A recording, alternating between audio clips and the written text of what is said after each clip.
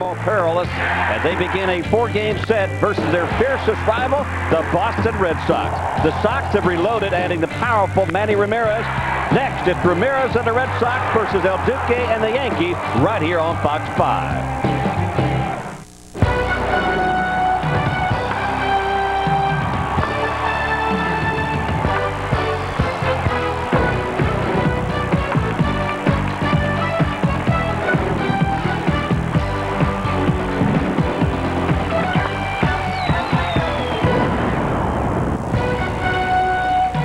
New York Yankees baseball right here on Fox 5. The Red Sox and the Yankees begin a 4-game series here in Boston. And the pitching matchups for this evening in the first game, Orlando El Duque Hernandez making his second start of this year. And he will be opposed by the rookie right hitter, Paxton Crawford, going against this World Championship Ball Club. Big weekend here in Boston with a marathon being run this coming Monday. But the Red Sox and the Yankees begin a 4-game series tonight here at Fenway. Hello, everybody. I'm Bobby Mercer along with my partner, Tim McCarver. Welcome to New York Yankees baseball here on Fox 5. Well, this year we have an unbalanced schedule. You've heard about that. It's 19 games between the Red Sox and the Yankees this year. That hasn't happened in a long, long time. Let's take a look at the schedule. The Red Sox and the Yankees, as we said, begin that 4-game series tonight. Then the Red Sox travel to New York next weekend for a 3-game series, 19 games in all throughout this year. And the next set of series between the Red Sox and the Yankees will begin mid-May. Well, the Red Sox, Tim, scored only 792 runs last year. That was third lowest in the American League. So what did they do? They got on the free agent market, went out and got one of the most feared hitters in all of baseball, Manny Ramirez. And there's no question about Manny Ramirez enhancing any lineup. As a matter of fact, this year, the first pitch he saw at Fenway Park from Ryan Root of the Tampa Bay Devil Rays, he homered. His only home run of the year, but Red Sox fans can be sure that he'll have many to add on to that home run total. Look at the RBI production over the last 3 years. No major leaguer has produced like Manny Ramirez of the Red Sox. Boy, and he fits well in this lineup along with Garcia Parra when he gets back and Carl Everett. They've got some offense now, this Red Sox team does. Well, it's a big 4-game series, and it's Tim McCarver, Bobby Mercer coming up for the first pitch right here on Fox 5. Stay with us. So, for your new Toyota spokesman, we're looking for... Ooh, someone famous. An action guy. Who's this woman? Tom or Meg? Wait, what about me? Me and my dog Baxter could do it. How about a cartoon character? Better yet, let 4Runner speak for itself with $1,000 cash back plus a $1,500 price reduction. That's $2,500 in savings on a new 4Runner. Me and Baxter. Child actor. Supermodel. I'll set up auditions right away. At least they agree on the 4Runner savings. See your Toyota dealer today.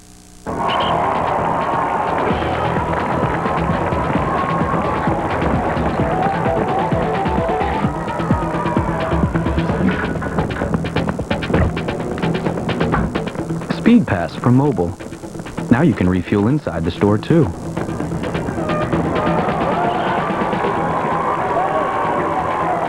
It's another way mobile keeps you ahead.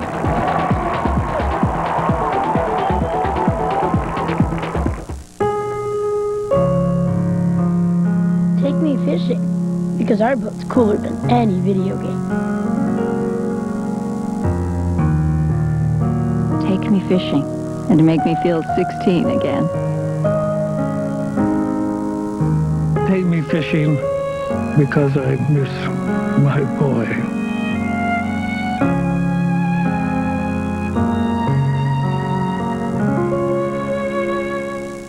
Hey, how was your business trip to Chicago? Good. How was your week off? Great.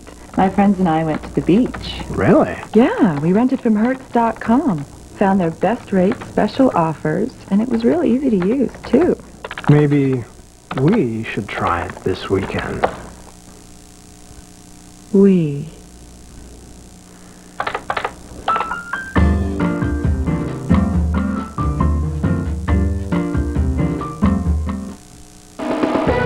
New York Yankees baseball on Fox 5 is brought to you at Part 5. Your tri-state quality Ford store, home to 5 of the 10 of the best sellers in America.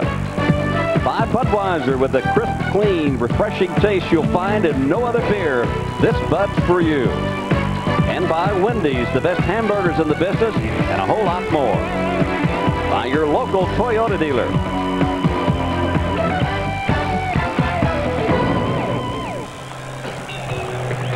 Well, it is turned off. Beautiful here in New England. You can see the sunshine is out. It had been overcast this morning. A little drizzle, a little haze in the area, but it's a beautiful night for baseball as the right-hander rookie Paxton Crawford begins his warm-up toss. And let's take a look at the starting lineup for the Yankees. Brought to you by McDonald's. In left field, he'll get his first look at the Green Monster out there. Chuck Knobloch, Derek Jeter at shortstop. Paul O'Neill in right field. The designated hitter is David Justice. Jorge Posada, who has been on a tear back in the lineup tonight. The Yankees are glad that his back is allowing him to play. Tino Martinez at first base. Michael Coleman back in center field. Bernie Williams still with his father in Puerto Rico. Alfonso Soriano, who has gotten hot with the bat at second base. And Scott Brocious, who has really been on a tear early in the season. And we'll take a look at the Red Sox Lincoln Mercury defensive lineups. Troy O'Leary in left. Carl Everett in center. Trot Nixon, the right fielder. Sean Hillebrand, the third baseman. Mike Lansing at short. Jose Offerman, the second baseman. Brian Daubach over at first. Scott Hatteberg behind the plate this evening. And Paxton Crawford on the mound. Paxton was 2-1 last year in 4 starts and had a very, very impressive start this year, working 7 innings, striking out 9 and walking 1. One of the very few young rookie pitchers that the Red Sox have had in the rotation over really the last 4 or 5 decades. They haven't produced a whole lot of pitching in this organization for a long, long time.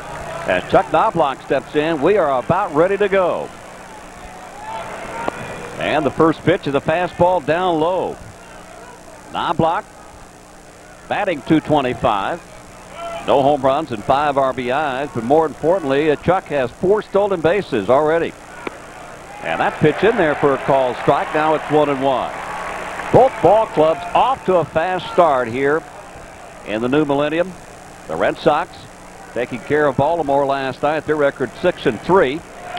And that pitch is fouled back and out of play. And of course, the Yankees ran their record to 7-2 as they swept the Kansas City Royals, and 6 times that they played them.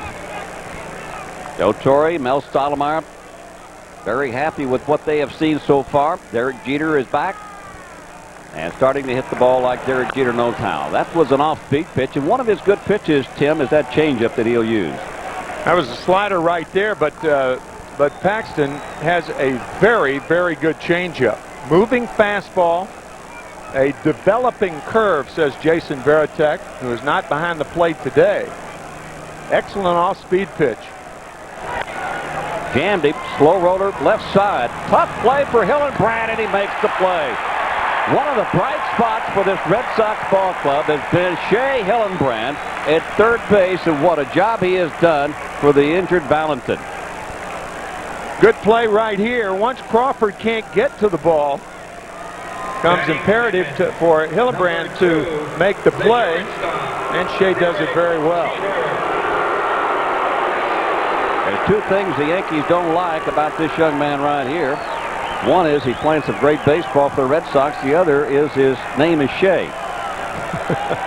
Batting now is Derek Jeter. DJ just getting in the groove after being placed back on this roster with 3 RBIs. 1 out here in the top of the first. Good swing and a foul back and out of play. Well, the Red Sox and their fans certainly would not like the third baseman for the Red Sox if his name was Yankee Hillenbrand. I think Shea has a different meaning, you know what I'm saying? At least for the Yankee fan. Paxton tried to go inside and misses. Paxton, as we mentioned, a rookie. As you can see the series as Jeter begins to heat up offensively for the Yankees. One thing you got to like about the young man is that he works quickly. He knows what he wants to do. He's got an idea. Once he gets the ball back, he's looking at the catcher and for a sign. Not wasting any time. 6'3", 205-pounder out of Arkansas. There's that breaking ball again, and there's Hillenbrand at third. 2 gone for the Yankees. That'll bring up Paul O'Neill.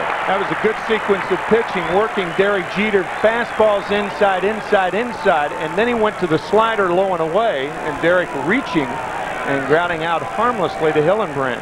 Batting third, Joe Kerrigan has seen the Boston pitchers. He's the pitching coach for the Red Sox. He's seen his staff win the American League earned run title the last 2 years, in '99 and the year 2000. The Red Sox with the best pitching in the American League. Helped greatly by Pedro Martinez. Oh, yeah. And that minuscule earned run average that he always puts up every year. What a matchup for tomorrow's game. That pitch down low and outside to Paul O'Neill with Roger Clemens and Pedro Martinez duking it out here at Fenway in an afternoon contest. We'll have that game for you right here on Fox 5. You don't want to miss that one. And the off-speed pitch, the pitch down low for a ball, so that runs the count to 2 balls and no strikes with 2 men out, and David Justice awaiting on deck. That was a straight change to Paul O'Neill, and usually a right-handed pitcher will reserve the changeup for the left-handed batters. Rarely do you see too many right-handed pitchers throwing straight changes to right-handed hitters. They'll rely on the breaking ball going away from the right-handers. Well, he comes back to the hard stuff and just paints the outside corner on a pitch that all your great pitchers will say you got to make them if you're going to win any games, and that's that 2-0 behind pitch. When you're behind in the count 2-0, 2-1, 3-1, you want to stay away from the left-handed batter, generally speaking. Well, he just blew that one by O'Neill, high and outside. That'll get the count up at 2-2. Take a look at the scouting report on Paxton Crawford. A funky motion, a good changeup and slider, and a developing curveball. That's our Budweiser scouting report on the 6'3" right-hander. Fans already into it. As O'Neill fouls that one, knock it out of play. You can already see the first 3 batters in this Yankee lineup, how Paxton is approaching these hitters, moving the ball inside and outside, not staying with one pattern and changing speeds. And I think your observation, Bobby, about him working quickly, first time we've seen Crawford. But when a young pitcher or an older pitcher works quickly, they exude confidence. And the off-speed pitch down low, that runs the count to 3 balls and 2 strikes on O'Neill. We talked about that funky motion of Paxton, high leg kick, and right there, that stiff left leg. Upon release, he's very, very difficult to pick up. Ball's on top of you in a hurry. Red Sox #9 pick in June of '95. And another pitch foul back out of play. That looked like that slider that he ran in on the hands of O'Neill, trying to tie him up. Well, the umpiring crew tonight, Mark Carlson behind home plate, Tim Tashita at first base, Jerry Davis at second, and Rich Riker at third.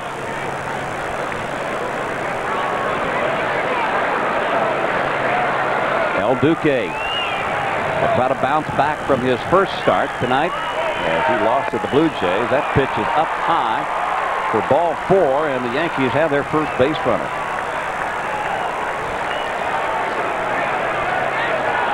Jimmy Williams in his 4th year with this Boston Red Sox ball club. They last year won 85 games and finished 2 behind the Yankees. They felt like adding Manny Ramirez, and if they can just get somebody to back up Pedro Martinez, they think they can make up those games against the Yanks this year. We'll just have to wait and see. They're going to have plenty of games to do it in with this unbalanced schedule. That's why it's so important to develop a young right arm like Paxton Crawford. It's imperative for organizations to continue to develop pitchers. Good pitch on the outside corner. Justice now down 0-1. Justice batting .412 early on this year and has a home run and 8 RBIs.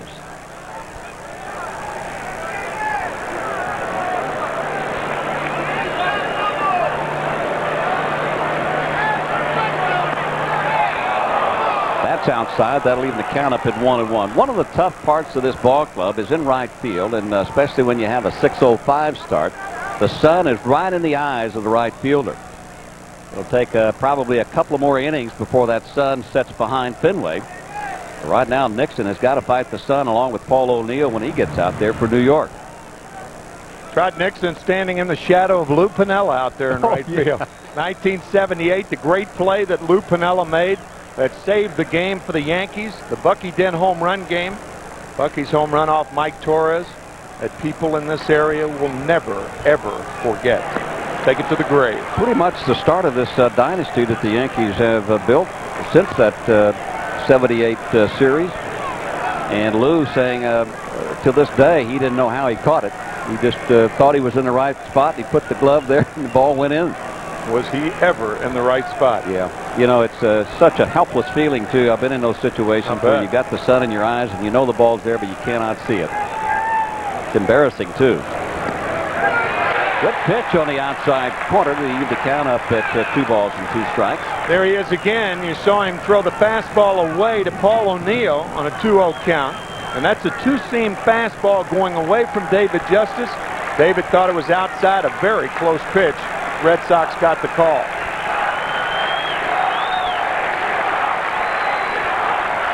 There goes O'Neill, and the pitch is fouled just off to the left side. Nice move by Willie Randolph at third. Willie still got those moves, doesn't he? He was always quick. Well, he could move around second base. I'll tell you, he had as good of moves around that bag as anybody. Trying to have some of that rub off on Alfonso Soriano, and it is. It is. You're right. The count remains at 2 balls, 2 strikes. 2 men out here in the top of the first. This time, Paxton takes a longer look at O'Neill at first. The Yankees, along with the Red Sox, not really a running ball club. This time it's hit, and it's smothered by Daubach at first. And Daubach takes a base hit away from Justice. They played a half an inning. Yankees leave a man on. Here comes El Duque to face the Red Sox coming up here at the bottom of the first.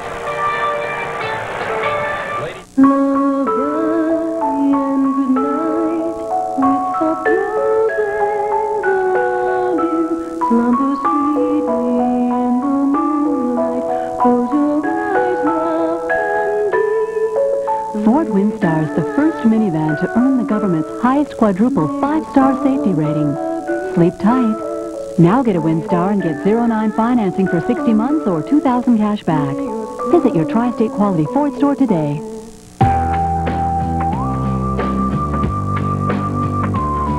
A beer is only as good as the ingredients used to brew it. That's why Budweiser uses only the finest all-natural ingredients, hand-selected to deliver a taste, a smoothness, and a drinkability you won't find in any other beer at any price. This one's for you, and you, and you, and you. This one's for you. This is a bucket of water, and this is Goodyear's new and improved AquaTread 3. At higher speeds in a downpour, a set of AquaTread 3 tires pumps away over 6 gallons of water per second. That's over 360 gallons per mile, with its 80,000-mile tread life limited warranty. That's a lot of water. Think about it next time it's pouring buckets. New AquaTread 3. Only from Goodyear. Goodyear, Goodyear. Jerry's show is on the air, and everyone's watching. Oh, he's horrible, horrible. What a sellout. Give me that remote. How could anyone not like him? On the next Seinfeld. Tonight at 11 on Fox 5. El Duque taking his warm-up tosses to face this Boston Red Sox starting lineup, brought to you by McDonald's. In right field, Trot Nixon, Jose Offerman will follow. Then Carl Everett, the former Yankee, batting third. Manny Ramirez, the designated hitter. Troy O'Leary, the left fielder. Scott Hatteberg behind home plate. Shea Hillenbrand at third. Brian Daubach at first. And Mike Lansing, the shortstop. Our Lincoln Mercury Yankee defense, the first time Chuck Knobloch has played left field here at Fenway Park. Michael Coleman, the ex-Red Sox farmhand in center field. Paul O'Neill in right. Brocious, Jeter, Soriano, Martinez in the infield. Jorge Posada, his 41st game in a row, catching Orlando Hernandez. And there is Chuck Knobloch. And behind him, strained sight. The famed Green Monster, and one of the toughest left fields to play is right here at Fenway, as Trot Nixon takes the first pitch from El Duque, low and outside for ball 1. El Duque's numbers 4 1/3 in his first start against Tampa Bay. Gave up a couple of home runs in that game as he threw 91 pitches. And this time he paints the outside corner for a called strike. Now it's 1-1. Nixon batting .200, but a couple of home runs and 6 RBIs. 2 for 13 lifetime versus El Duque. And the off-speed pitch swung on and missed. Now it's strike 2. That looked like a changeup or a splitter from El Duque. Always experimenting, always trying to come up with new pitches, particularly to left-handed batters. And what a great pitch if you got a great changeup or an off-speed pitch to a left-handed hitter, especially here at Fenway. And this pitch is lifted out into left field, so Knobloch will get the first batter to test him out, and he is perfect. So one gone for the Red Sox here in the bottom of the first. Fox 5 and the Toyota dealers. Well, let's take a look at this Knobloch play first. They're proud to present World Championship New York Yankee Baseball, now available on the SAP channel of your television. Please don't miss it. And there was no SAP or SAP on that fly ball. There is some wind at Fenway tonight, so that could cause some problems for the outfielders. Up high to Jose Offerman. Yeah, the flag blowing toward the right field line. The ball expected to carry well into right field, but fortunately for the pitchers, not well into left. You've really got to thump one to get it over the monster tonight. Yeah, we'll get a chance to talk more about that and maybe some of the things that Knobloch would be facing for the first time. He was here early this afternoon taking lots of ground balls and fly balls from the Lee Mazzilli, working with him and some of the different things that happen in left field here at Fenway. I've just never seen Knobloch smile as much as he is smiling these days. So that's down low to Offerman. 2 balls and 2 strikes to him. Offerman with Carl Everett waiting on deck. Offerman has hit safely in all 7 games that he has started. And the off-speed pitch down low, ball 3, 3, and 2.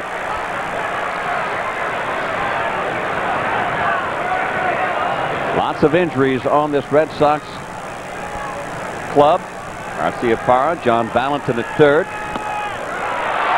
the outside corner, a late call by the home plate umpire, and Jose Offerman will take a look. That will be recorded as the first strikeout for El Duque. You remember the 2-1 pitch to David Justice? Justice thought it was outside. Offerman thinks that is outside. Bobby, you're right. There was a delayed call by home plate umpire Mark Carlson. Posada actually sitting off the plate outside. Carlson with that delayed call. The Yankees get the call. And we've talked about this before. This is only our 3rd game of the year, but we've talked about the call on the outside part of the plate being more prominent this year, more so than the high strike that they're supposed to be calling. And it was supposed to be the two combined, that umpires were going to be a little more deliberate, make pitchers get the ball over the corner instead of that phantom pitch an inch or 2 off the plate.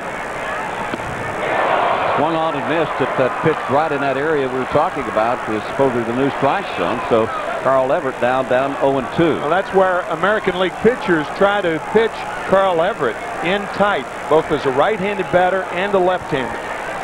Again, inside. Yeah, that's checked high and inside as you were talking about.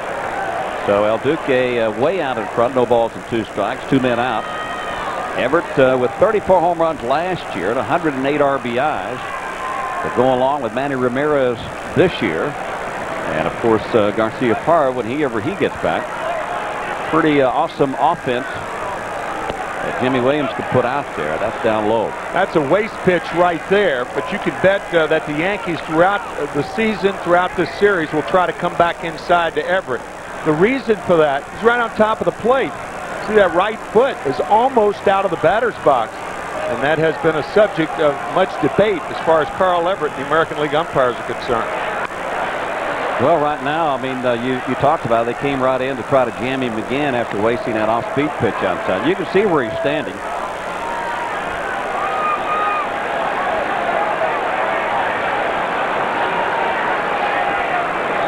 That is borderline at best.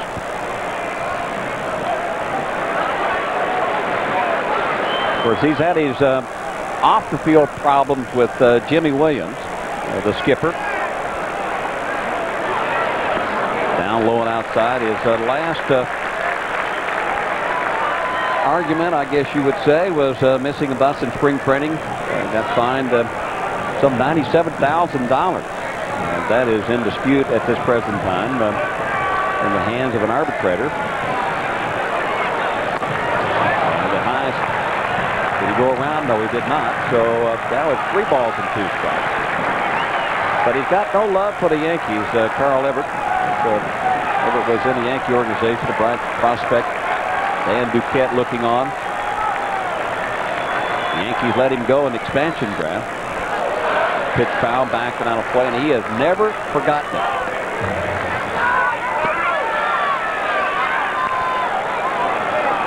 But he can hit. As we told you, with those 34 home runs last year, 108 runs batted in. And he has hung tough here against El Duque to run the count to 3-2.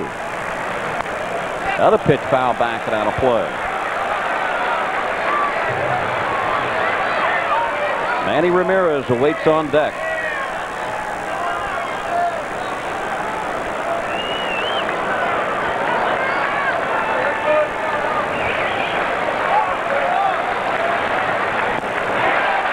Down low and outside, ball 4 with 2 men out.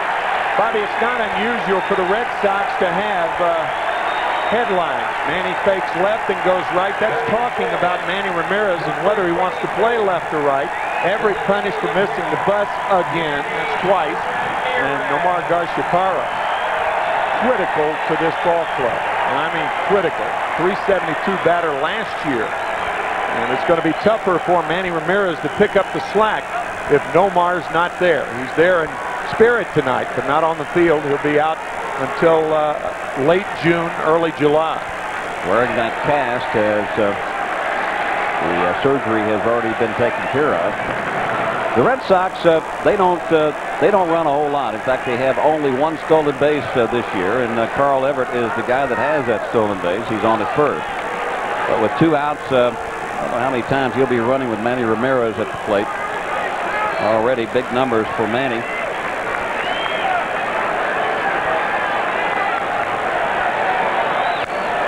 Good swing there.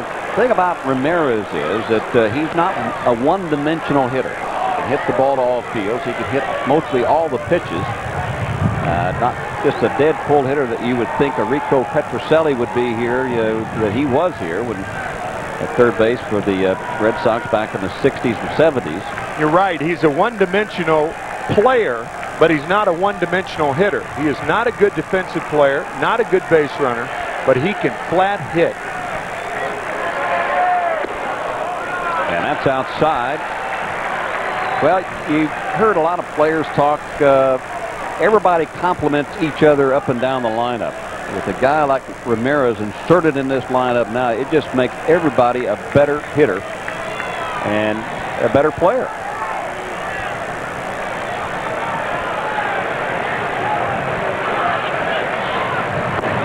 Good pitch there, swung on and missed, down 1-2. Good running situation right here, Bobby, because if the Yankees elect to pitch out, or if it's a ball, often you try to get Ramirez to chase a ball out of the strike zone. Now he's in the hole. Good time to send Carl Everett. Red Sox, generally speaking, though, are not a fast team. Everett has speed. Ramirez. Duque thinking along the same lines as you, wants to keep him close. If you're going to take a chance, now would be the time to do it with the 2 strikes on Ramirez. Yeah, a lot of times good base runners try to run on counts. For instance, if a guy is a bad ball swinger like Ramirez is, you try to get him to go after something bad. Often that pitch is in the dirt, or it's a pitch up and in. So if you think Hernandez is going to do that to the hitter, then it stands to reason it'd be a good running situation.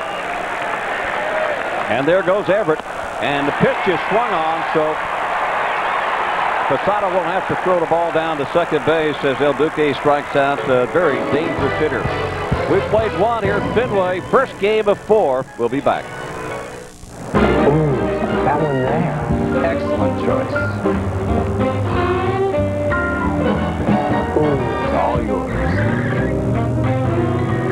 A rocky day on Wall Street. Today's big loser, Enormitel, down 93%. In weather. Well, hello. Diversify your risk in virtually any sector. iShares Index Stocks. Ask your advisor.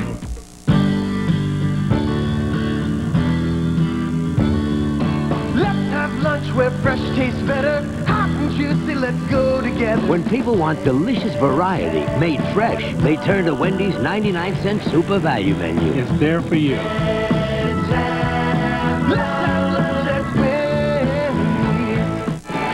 Now Biggie size any Wendy's combo. You could win your choice of 3 exciting vacations at Universal Orlando Resort. Is it too late to choose something else? The Toyota dealers are here. Showtime. Hi! Look, we need your help. You're a super agent. We need a spokesman. Put me in an SUV and I'm your boy. Hey, how about the all-new Highlander? Civilized comfort and a tough available V6. Or a Sequoia V8, seats 8 and has 10 cup holders. So, our spokesman? Sure. We'll start auditions. 10 cup holders. Hope it comes with a porta potty. Nearly everything you need in an SUV at your Toyota dealer now. Tomorrow, it's a classic rematch between two of baseball's greatest pitchers. It's Roger and the Yankees against Pedro and the Red Sox. Don't miss the showdown on the mound. Yankee baseball, tomorrow at 1 p.m. on Fox 5. Welcome back to Fenway Park. I always love to say Park. Bobby Mercer along with Tim McCarver. Jorge Posada will lead it off for the Yankees here in the second inning. Good to see Jorge back in the lineup. He had to leave game a couple of games ago against the Kansas City Royals with a stiff lower back. And Jorge has just been on a tear offensively with 4 home runs and 14 RBIs. Those 14 runs batted in lead the American League. And Crawford's first pitch at a fine outside, ball 1. Bobby, it's a subject of debate as to which Yankee the Yankees could not do without. But in my view, it's Jorge Posada. You can lose Roger Clemens. You can lose Mike Mussina. You can lose Derek Jeter, Paul O'Neill, Bernie Williams. And the Yankees could get along. You lost one of them. They cannot get along losing Posada. Hit into right field, and coming on is Nixon. Nixon makes the play as the sunshine going down in right field. Well, the oldest park? Well, it is the oldest park in all of baseball, built back in 1912 here at Fenway, and of course outside of Yankee Stadium. Number 24. Yesterday, welcome home our American military crew. Obviously, the crew that was detained in China. They're back on U.S. territory, and a nice gesture by the New York Yankees welcoming home our military crew. We're glad that they're back and they're all safe. So 1 out, and Tino Martinez.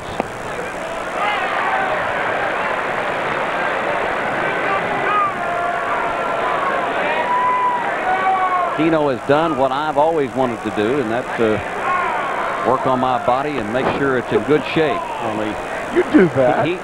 He did. now, Bob, you do that. Bill Webb, our director, said, and it shows too. And he's talking about me. Yeah. But look at Tino. He looks like an Adonis. And Tino out to prove something this year. He's out to prove everybody else wrong, that his bat is slowed down, that he has lost some of his skills to be able to produce offensively like he has. And only thing that slowed Tino's bat down last year was his technique, not his body. Opening up too soon. Happens to a lot of hitters. And when you do that, it looks like your bat is slower. You keep that front shoulder in, as Tino is doing. Now, obviously, he's in probably the best shape he's ever been in, and you have to do that the older you get. Keep yourself in better physical condition before that front shoulder's been locked in so far. It's well into center field, Everett. Moves over to right center. 2 gone for New York. Besides offensively, Tino Martinez, one of the best, if not the best, first basemen in all of baseball. You can see that swing right there from a body that looks identical to my partner, the center fielder, Michael Coleman. Looked like my swing, too. Tino is out. And Michael Coleman, who got a little bit of a boo here at Fenway, with Michael Coleman, used to be in the Red Sox organization. As Paxton Crawford delivers up high to him, we'll take a look at our Wendy's quote book. I think my last spring training, it was clear that Jimmy Williams was not going to make me a part of that squad. I couldn't see. The breaking ball there. I couldn't see a reason why I wasn't a part of that team, and there's been an ongoing feud between Coleman and Jimmy Williams. Coleman claiming that Jimmy didn't give him a chance, and then when he sent him down, he didn't have the nerve to look me in the eye to tell me he was sending me down. Some pretty harsh words from Michael Coleman. A pretty good pitch from Paxton Crawford. 1 ball to 2 strikes. There's that slider we were talking about. Scott Hatteberg sitting on the outside corner. Paxton Crawford, impressive so far. In and out, slider away, fastball inside. And now he has Coleman set up for that slider away again.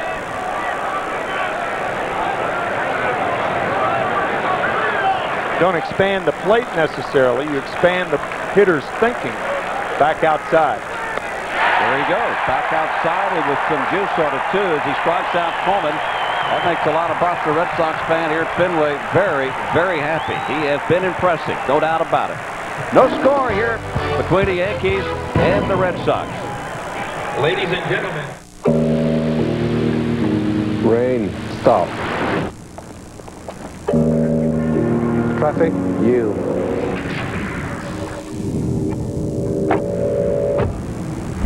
CD, play. Climate control, on. The Infinity Q45 with voice-activated controls. Lights, green. The rest of the world should be so accommodating. The new Q from Infinity. To be the best takes strength, speed, endurance. The best way to cure athlete's foot has it all. Lamisil AT. Strength, full prescription strength to stop the itching and burning. Speed, these take 4 weeks of treatment. Lamisil AT cures athlete's foot with just 1 week's use. Endurance, a study showed most users were still athlete's foot free 3 whole months later. Get it all in Lamisil AT, the best way to cure athlete's foot. Reviewing our last fiscal year, the numbers from January were slightly better than the numbers from February. However, the numbers in January were identical to the numbers in March. The numbers in April were slightly lower than the numbers in March, but identical. Like playing games? Come to Best Buy, where you can play the latest video games and try out a lot of other cool stuff. Best Buy. Go ahead, turn on the fun. Drew and Mimi, don't touch the troll! Is that what your mom used to say to your dates? Together, they're bigger than anything. For 800 pounds of trouble. On the Drew Carey Show. Drew it 5 days a week. Monday at 6:30 p.m. on Fox 5. Welcome back to Fenway. We're at the bottom of the second inning as the Red Sox come to bat against El Duque. El Duque struck out 2 in the first inning. Still no score. And Troy O'Leary swinging at the first pitch. Not unusual for O'Leary. He has swung at 62% of the pitches that he's seen. That's 3rd in the American League. That's behind Davy Cruz of the Detroit Tigers and Darren Fletcher, the catcher of the Blue Jays. 0 for 20 to start the season, but 6 for his last 9. He's been on a tear, a mini tear, I might add. Yeah, and 5 RBIs in the last 2 games. And you don't want to start off 0 and 20. And the off-speed pitch lined right to Jeter at shortstop. 1 gone. Well, Jerry's show is on the air and everyone is watching. But are his friends laughing? You can watch Seinfeld tonight at 11 o'clock right here on Fox 5. Didn't look like he was laughing a whole lot, did it? Funny man. What a great show. One of our favorite shows here in the booth. So one gone, and Scott Hatteberg.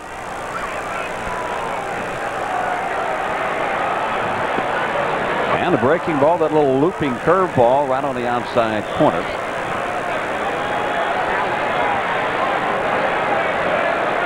A little bit surprised tonight that Hatteberg is starting behind the plate instead of Jason Varitek, one of the switch hitters. I asked Varitek about that. He said Hatteberg caught the young Paxton Crawford his first time out. You got to play him sometime. Good time to do it the night before a day game. Varitek's going to do the majority of the catching for the Red Sox. Hatteberg will catch, unless Varitek gets hurt, he'll catch around 40 games or so. 1 ball, 2 strike count coming to Hatteberg. Outside for a ball. Now it's 1-2, or 2-2. Hatteberg 1 for 4 against El Duque. Who knows? That one hit was a home run. So Varitek's lifetime average against El Duque, not that good. Pass Derek Jeter into center field for the first base hit of this ball game. So Hatteberg, nice choice by Jimmy Williams. That's the first hit. Well, we talk about the day game after the night game. We got a game for you tomorrow. Roger Clemens and Pedro Martinez. Now listen to this. 8 Cy Young Award between these two. I can't wait for tomorrow afternoon. That's the most Cy Young Awards in the history of the game. 3 for Martinez, 1 last year, and 5 for Roger Clemens. Facing one another. And they both like to pitch inside. Yep. They'll do that. They will do that for sure. Shea Hillenbrand now steps in. Hillenbrand with a 9-game hitting streak and has hit in all of the games for the Red Sox this year. This kid has come, and he has come to the big leagues in a hurry. Playing in Trenton last year, that's Double-A baseball. And he actually made this ball club out of spring training. Jimmy Williams liked what he saw. He has hit in the minor leagues. And with John Valentin on the disabled list and not at third base, they were looking for somebody. Garcia Parr goes down, so there's an opening for Hillenbrand, and he can cut the mustard in spring training, and he won himself a job.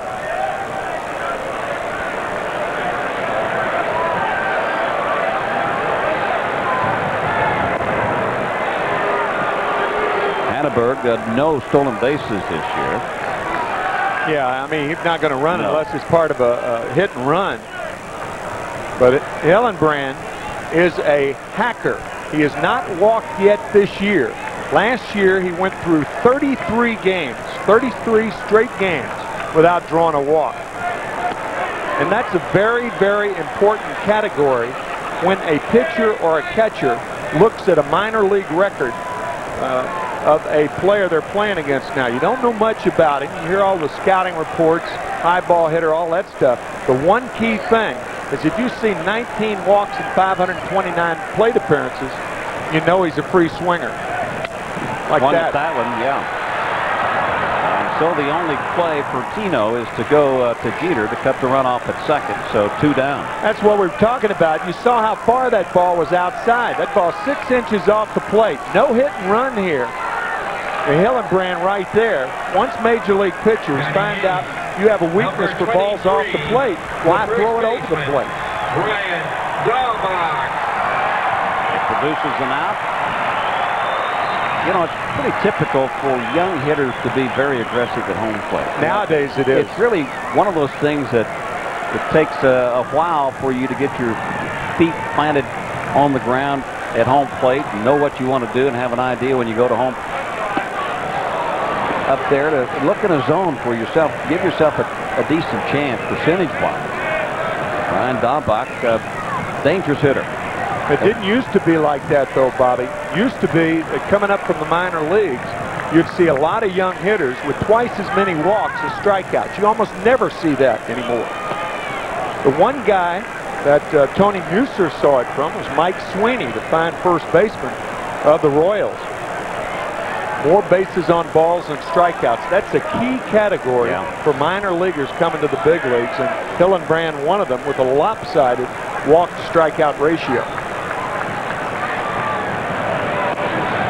Outside corner, strike 2. You know, both of these ball clubs have new hitting instructors. Take another look at this strike. Of course, the Yankees with Gary Denbo, their new hitting instructor. Jim Rice was here for so many years for the Red Sox. Rick Down, the former Yankee, is now over for Boston. There's Gary. A lot of good things have been said already about Denbo and how he has helped Brocious and Martinez and Jeter. Swing and a miss. Actually was tipped into the glove of Posada. And that's the third strikeout for El Duque. So El Duque looks impressive along with the young rookie right-hander. No score here at Fenway. We'll be back right after this. So for your new Toyota spokesman, we're looking for... Ooh, someone famous. An action guy. Who's this woman? Tom or Meg? Wait, what about me? Me and my dog Baxter could do it. How about a cartoon character? Better yet, let 4Runner speak for itself with 1,000 cash back plus a $1,500 price reduction. That's $2,500 in savings on a new 4Runner. Me and Baxter. Child actor. Supermodel. I'll set up auditions right away. At least they agree on the 4Runner savings. See your Toyota dealer today.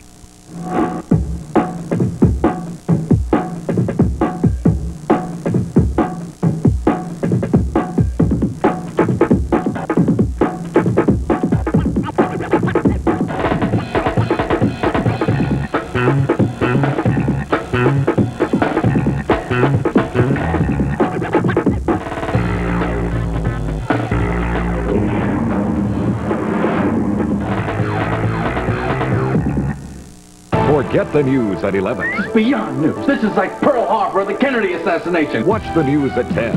Then watch Seinfeld at 11. I think it's a fantastic idea. The news at 10 and Seinfeld at 11. Tonight, only on Fox 5. MSG Network, home of New York Yankees baseball.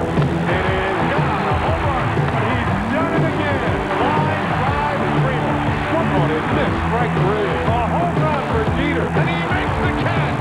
Oh! Swing and a miss. Strike 3. He's looking up. It is gone. This game is over. MSG Network. It's more than just a game.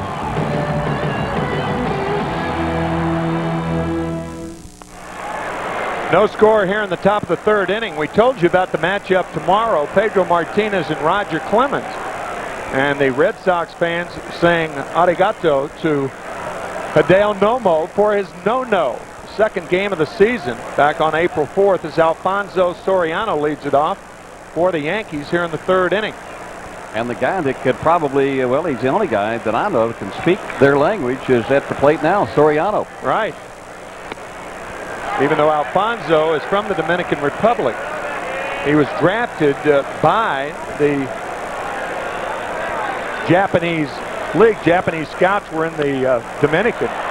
They loved Soriano. The Yankees got wind of him. Soriano wanted to come to the United States to play. New York signed him. And his first 3 hits in the big leagues were home runs. What a night he had the other night in Kansas City. Yankees off yesterday, but on Wednesday night, Soriano 4 for 4 against the Royals. 1 ball, 2 strikes to Alfonso. Well, you were talking about walks as compared to at-bats. Soriano has no walks this year. Oh, yeah. He's not going to walk a lot, but he'll do that. Yeah. 5 straight hits for Soriano. He's the leadoff base runner here in the third inning, and that'll bring up Scott Brocious. One of the things that Gary Denbo obviously has been working with Soriano on Batting 9, number 18, is going to the opposite field. the third baseman. Especially with 2 strikes. Protecting outside, Scott Brocious, Soriano, and Paul O'Neill spraying hits all over the place, using the other side of the field. There are very few good big league hitters that are pull hitters in this day and age. You know, I would think, Tim, that the bottom of the Yankee order, after watching Crawford and how he worked through the first, 6 batters, get some idea how he's going to work the hitters. And we noticed the inside, no particular pattern, working inside, outside, changing speed.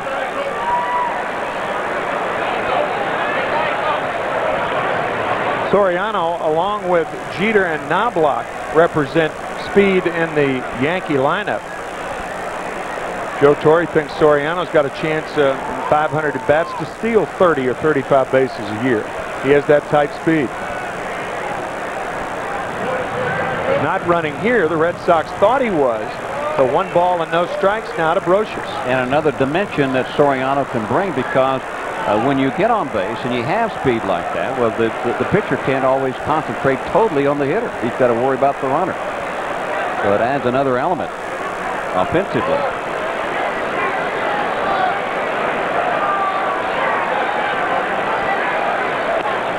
Soriano faked at first base. Crawford's pitch is low to Brocious. 2 balls and no strikes to Scott.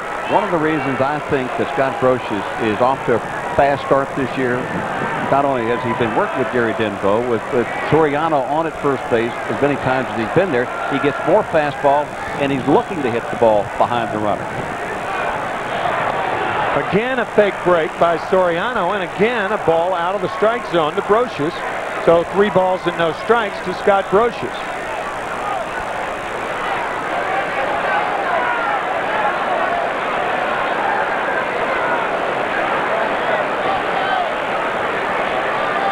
There's a strike, 3-1.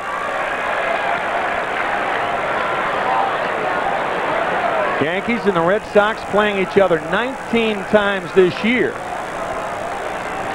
The last time they played each other, as many as 19 times, 1960. There goes Soriano, and this one fouled back. 3-2 now to Scott. So if Soriano was running 3-1, he'll run 3-2. 1960. Yeah. Well, everybody applauding baseball, you know, going back to the unbalanced schedule, because Joe Torre complained, you know, the last 2 or 3 years, the fact that they didn't play enough times within their own division. If you're going to have to beat somebody, you got to play more games against the guys that you play in your division. There goes Soriano. Brocious fouls it off again, so still 3-2 to Scott.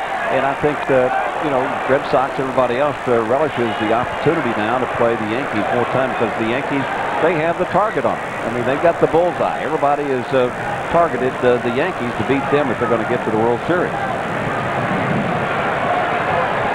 Pitching matchups for the weekend. Roger Clemens, Pedro Martinez tomorrow at 1:05. We'll be on the air at 1 o'clock. Andy Pettit, the left-hander, against Tadeo Nomo. And then Mike Mussina going for the Yankees on Monday. And this one outside, so Brocious walks with Soriano running. So the Yankees threatening here in the top of the 3rd inning. Well, there's nothing funny about paying your taxes. So this Sunday, don't. No, I was only kidding. So this Sunday, Fox guarantees you a night of comedy relief. Catch The Simpsons Sunday at 8 o'clock right here on Fox 5. Sunday is time to whip out, big boy. Got to pay your taxes. Actually, you got till That's Tuesday. right. You got till midnight Monday, I think. Midnight Monday, right. Because of the holiday. Yep. Sunday and the IRS day come on the same day. Here's Knobloch with 2 on and nobody out in the 3rd of the scoreless ball game, and a good slider from Crawford. Strike 1 to Chuck, who grounded to 3rd on a nice play by Hillenbrand in the 1st inning.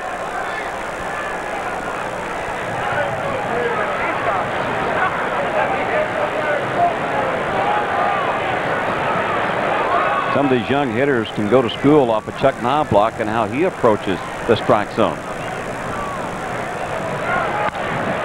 Little looper down the right field line. Nixon playing Knobloch perfectly, and because it was so shallow, Soriano forced to hold at 2nd. 1 out. Nixon, the best outfielder out of O'Leary. Not Carl Everett. Everett's the best outfielder with the most speed out there, but Nixon really covers a lot of ground. And like you said, who would have ever thought that Knobloch would be played as shallow in right field as Nixon played him? So with that, they save a run. Now, outfield positioning, as you know, Bobby, so much more important than infield positioning, because you've got more room to cover in the outfield. Here's Jeter. And you know, here at Fenway, right field is the toughest place to position yourself because of the spaciousness out there. We got more nooks and crannies in this old ballpark than you can shake a stick at. You got to really be careful when the ball's up against the wall and rolling around. You hear that term in football, coffin corner.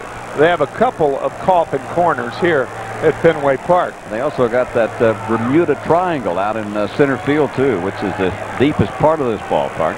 Balls seem to go in that area and just disappear, don't they? Yeah. And never are found again. Right. Inside to Jeter. 2 balls and no strikes to Jeter. We talked about Paxton Crawford, his second start as a rookie. He only pitched 29 innings last year. He's the only, check that, the only Red Sox rookie to make 25 starts since 1970 was Dana Kicker back in 1990. He had 25 starts. Inside corner, you might think, hey, what about Roger Clemens? When Clemens came to the Red Sox in 1984, he was in 21 games but only started 20. And then, of course, was to explode onto the scene in 1985. So the Red Sox have really had a tough time with young pitchers over the last 3 decades.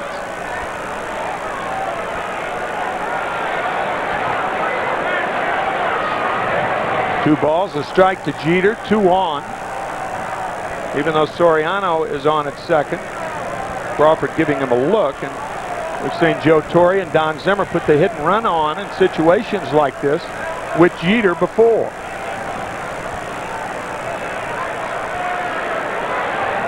Nothing doing. 3-1 now. Jeter in a good hitting position here. Well, the whole game has changed now since the runner has gotten on at first base. Crawford seems to start to nibble now with runners on at first. Doesn't want to make a mistake, and his whole pattern has changed a bit. But one of the things that the Red Sox liked about him when he jumped from Double-A to the majors was his poise on the mound and how he handled situations such as this here. Line to left center base hit. Soriano's going to score. Brocious tried for third. Jeter to second. 1-0 Yankees, and poor throwing by Carl Everett in center field. Giving Jeter second base. And if you give a good base runner second base, he'll take it. And Jeter does it all the time. Everett came up throwing, and he really didn't have a chance for Brocious at third. And Jeter, watching, he just takes advantage of every little thing that they do. That's what the Yankees have been known to do, though. Jeter, he's got eyes on going to second base. He watches the height of the throw, knowing that the throw is over the head of the cutoff man, and he just cruises into second.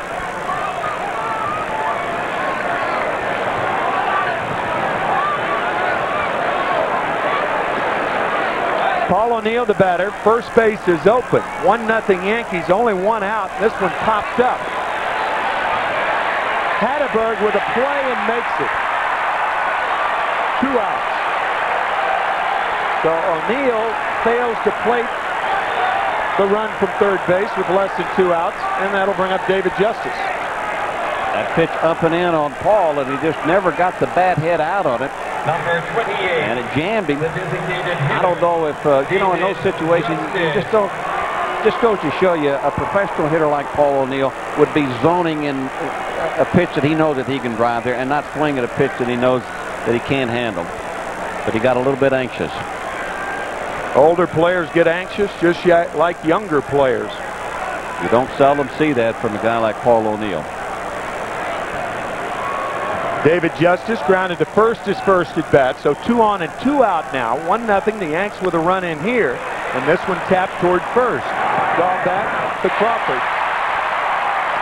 So for the Red Sox, Crawford gives up 1 run, but it could have been much worse as Derek Jeter drives in the only run of the ball game. After 2.5 here at Fenway, first meeting of the year, 1-0 New York. What are you doing to my street? Even though it's the best-selling sport utility vehicle in the world, not everybody is thrilled with Ford Explorer's legendary 4x4 off-road capabilities. Get a Ford Explorer 4-door and get 1.9 financing for 60 months or up to $2,000 cash back. Visit your Tri-State Quality Ford store today.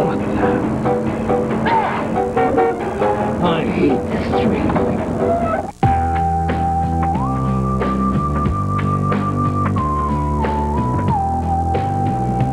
Beer is like a natural food product. The fresher it is, the better it tastes.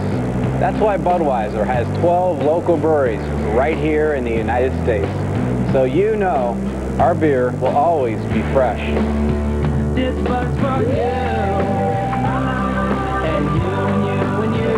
This one's for you. Come on, they're not in the house. I'm going to give you a serious timeout. Honey, we're pregnant. Oh, okay. What?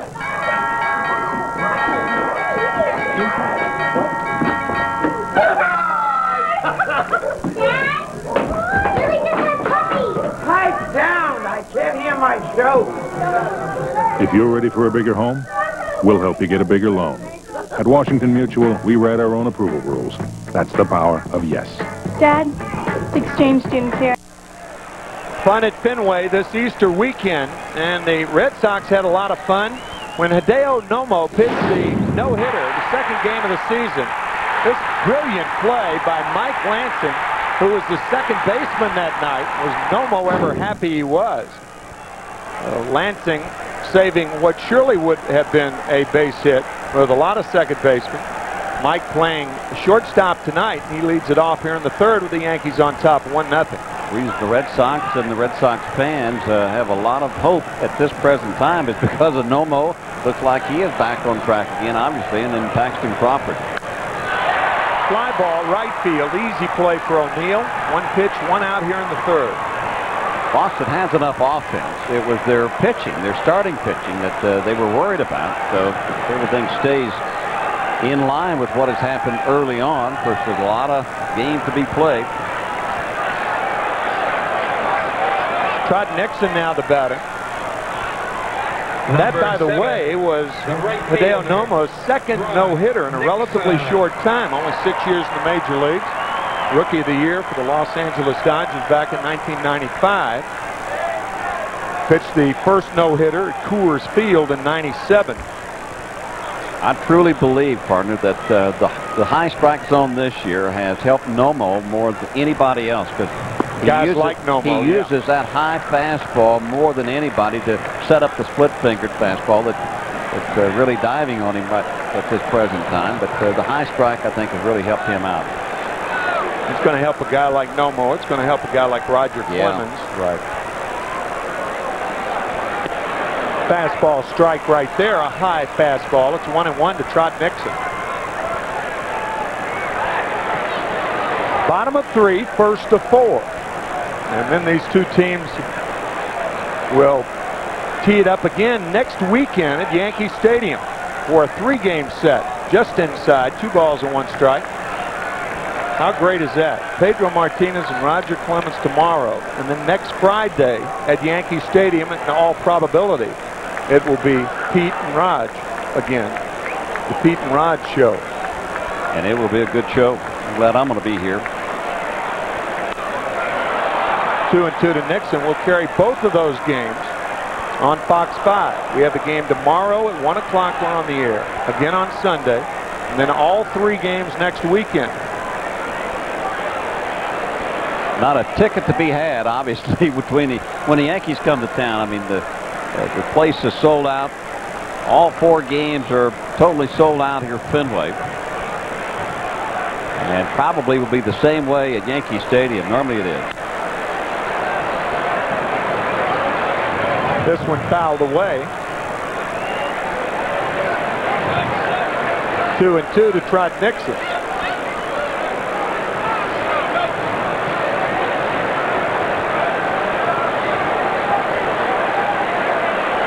The possibility, I'm alerted by the truck, that Clemens and Martinez may face one another next Friday. There's also a possibility that they may pitch on Thursday, since that'll be the 5th day.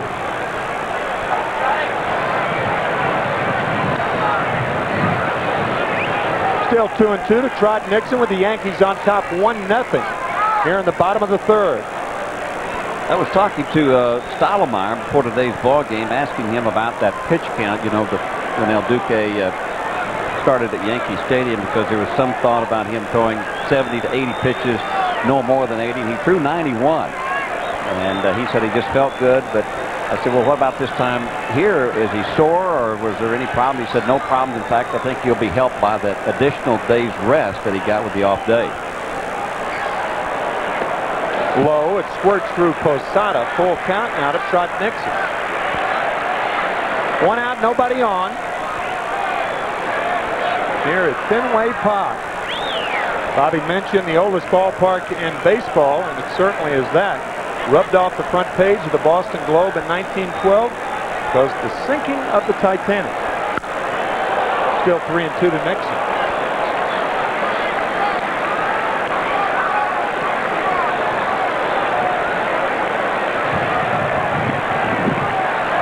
Speaking of that date, this week in Yankee history, April 11, 1912, the pinstripes first appeared on the New York Highlanders uniform. No pinstripes on the road uniforms of the Yankees this day and age. And a foul tip, so Nixon stays alive. Well, we've seen Fenway Park. I have many games. There's just so many memories here that Yankee fans, Yankee players have gone through here. You start with the Babe Ruth trade, you know, by the Red Sox to the Yankees, and you can just go on from there. And this rivalry has just been strong for many, many years, and will continue to be that way. Fouled away. One of the best rivalries in all of baseball, obviously.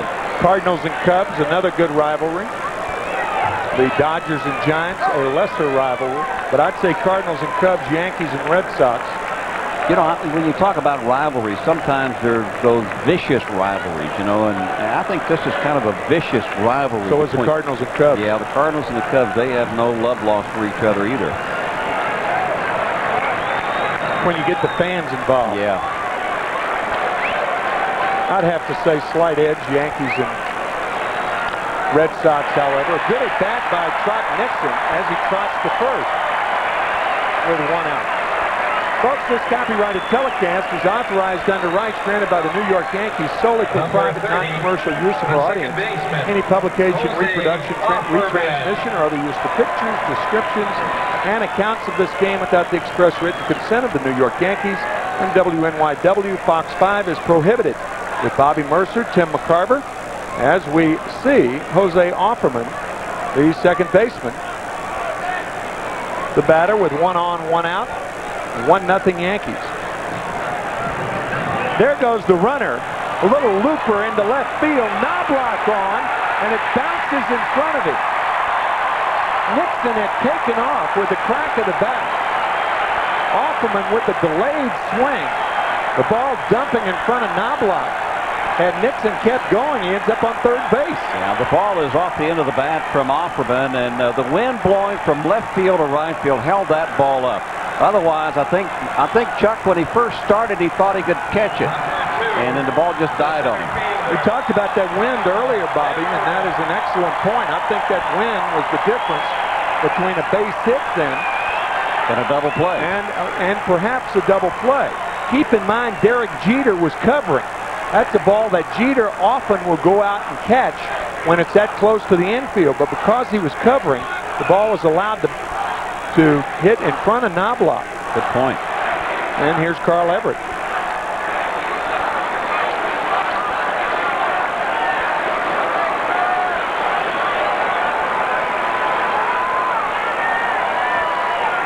Everett walked his first at bat, and the breaking ball lined to Soriano. Had Soriano gone to second, he has the sure out as Nixon bit, trying to get that good jump over there. As it stands, a line out by Everett, 2 away. Oh, that ball just turned Soriano all the way around, and he just didn't see it. He was looking. Watch when he turned around here. If he looks at second right there, they're going to double Nixon off at second base. But his thought once he got turned all the way around was to go back to Martinez at first. Watch the runner at second. He is a dead duck there if Soriano throws back to Jeter. So the middle infield very much involved in this inning. Soriano electing to go to first. And there was no throw. Had he gone to second, the Yankees are out of the inning. And Derek Jeter covering with Trot Nixon running. And here's Manny Ramirez. So the Red Sox still alive here in the third. Ball one. Here's what we were talking about with Nixon running. Look at Derek Jeter, who is covering on the play. Normally, Jeter would make that play on a ball that drops in front of Knobloch. But because he was covering, that allowed a base hit to Offerman. So lots happening around the middle of the infield here, but yet the Red Sox haven't scored yet. 1 ball, no strikes to Ramirez. Yeah, and it looked like it was a hit and run put on by Jimmy Williams, so he catches Jeter covering at second base.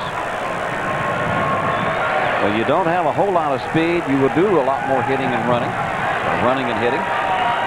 But this is a situation for which they got Manny Ramirez. Outside, 2 balls, no strikes now to Ramirez. 1 home run on the year. Very dangerous hitter. Not only is Ramirez, as Stottlemyre knows, and all this pitching staff knows of the Yankees, he hits for a high average, along with all that great power that he produces. Manny hit 358, I think, last year.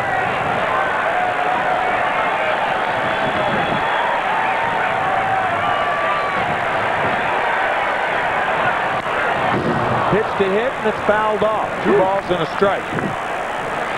Ramirez has had a fast start, but he still says he's not comfortable at the plate. Yeah, he's been fighting, a hamstring injury. That's the reason he's out in the outfield. You can see that ball low and away, and he was right on it, just swung underneath it. But hampered by a sore hamstring, so Jimmy Williams has held him as the designated hitter, and he hasn't played the field in a long time. Sometimes those hamstrings get so darn sore that they even bother you when you make your stride. Sure. You don't stride properly.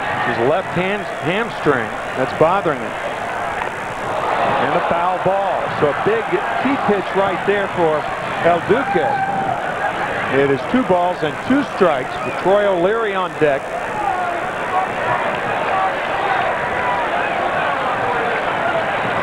Two on, 2 out, 1-0 New York. First of 4 here at Fenway, and the first of 19 during the season. Talked about Ramirez and his high average overall during the year. He only has hit .235 against El Duque during his career, but he's got 3 home runs. 3 of the 4 hits, home runs.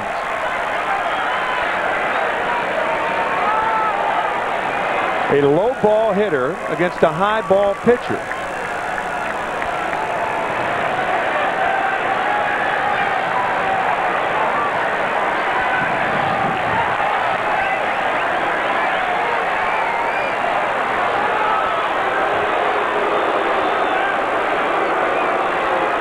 Nixon on at second base, Offerman on at first.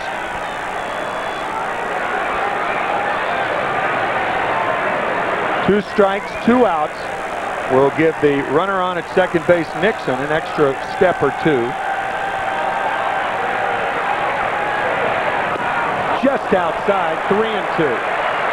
Key pitch right there, Bobby, because now on a short double, Offerman could score.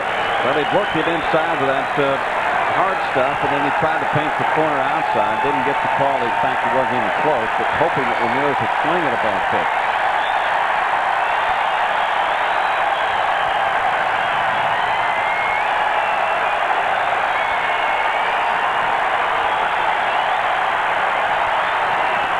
Got him on strikes. The Yankees hopeful that Ramirez hamstring heals in about 10 days. That's when the first plateau will be through. 1-0 Yankees. Legendary Jeep vehicles continue to receive more and more and more awards. Now it's time to reward you with the Jeep Rewards program. For a limited time, you can get 0.9% APR financing or a $2,000 cash allowance on both Jeep Grand Cherokee and Cherokee. So reward yourself today. Drive home one of our award winners. It's better than taking home a trophy. See your Jeep dealer today.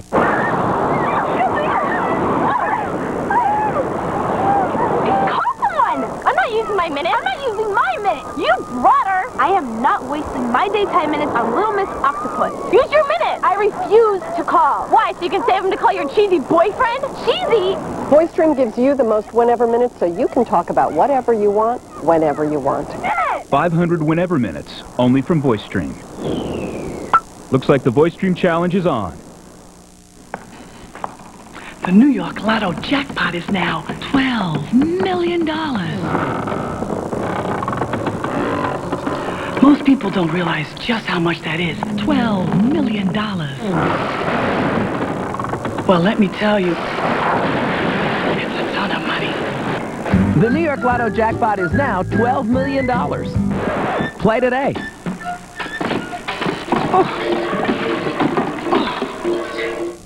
When I drive with this little guy, I drive with confidence because I trust my brakes to Meineke. At Meineke, you'll get a lot, but you won't pay a lot. Yankees highlights and more. Join us for the Fox 5 10 o'clock news. Tonight. Good ball game so far here at Fenway Park. 1-0 Yankees here in the top of the fourth inning, and Jorge Posada leads it off. Jorge flied to right his first at bat.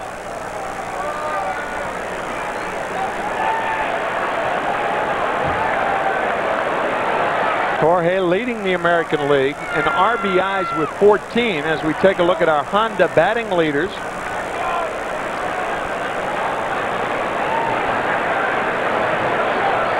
Yankees with 10 home runs back in '99.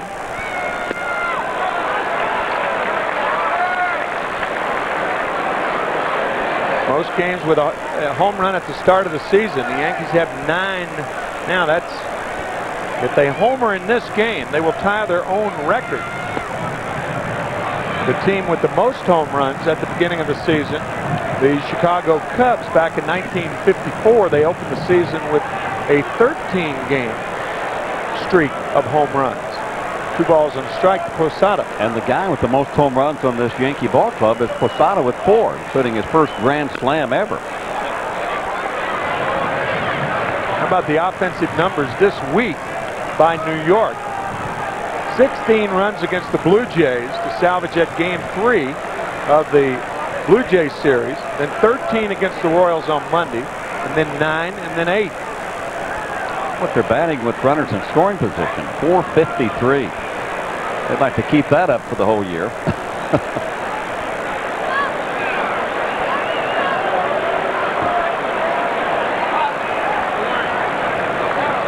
Jorge tried the old trick with the stiff back.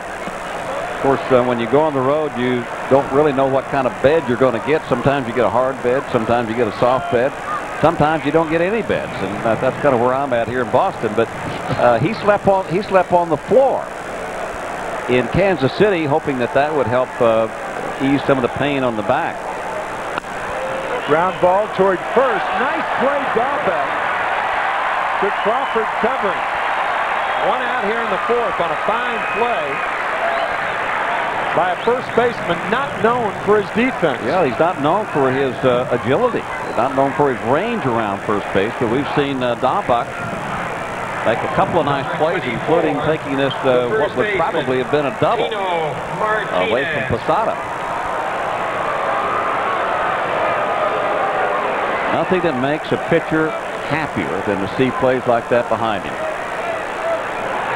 Tino Martinez, the batter, here in the fourth inning with 1 on, nobody out. The fastball is low. And remind me to not be informed of the hotel at which you are staying here in Boston. I'm not. Man without a bed, poor thing.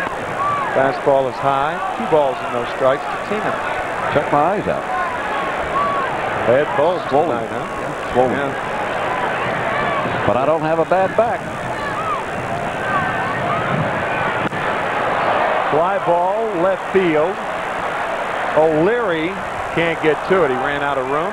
2 balls and a strike to Tino Martinez. For the latest and late-breaking news, plus Yankee post-game highlights, interviews, and more, watch John Rowland and Rossano Scotto on the Fox 5 10 o'clock news tonight, following our broadcast.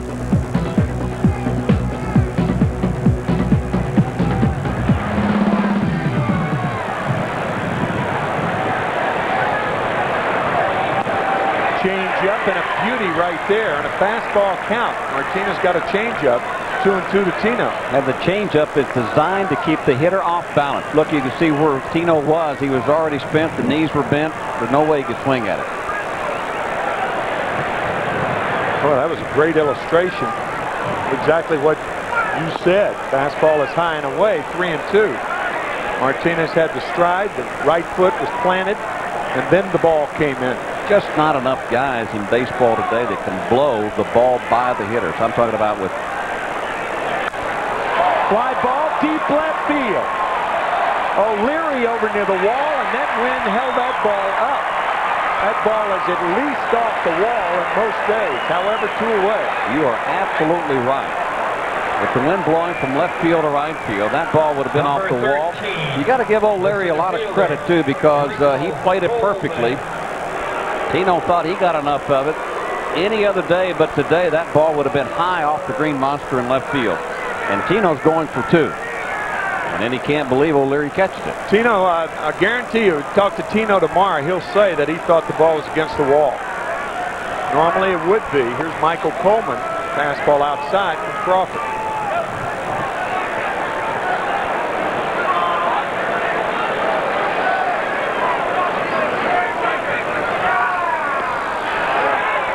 Slider, 1-1 to Coleman. Paxton Crawford, only 24 years old, is wearing the Boston record on his back. The Red Sox are 6-3. That's a number that was doled out to the youngster. But if he keeps pitching like this, and he looks to be a keeper, he's going to have a lower number in no time. In no time. And that's what they have liked about Crawford. And the first time that he came to the majors out of AA ball was Joe Kerrigan said, I couldn't believe the poise that he had and the control that he had with his pitches. Ball and 2 strikes to Coleman. Fouls this one back. Still 1-2 to Michael.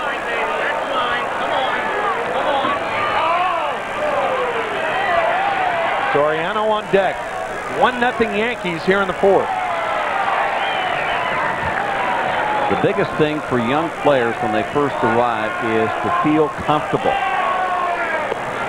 2-2 to Coleman. Some guys have different personalities, so they just a lot of things just don't bother them. In fact, they expected to be here. They wanted to be here. And a lot of the guys, when they first arrive on the scenes, it's like headlights into a deer's eye. Still 2-2 to Michael. You'll see guys that come up that have a lot of ability and played well in the minor leagues, and then all of a sudden they're not even playing halfway close to the way they could play simply because they're not comfortable. But when they do finally settle in and realize that they belong here, they usually take off.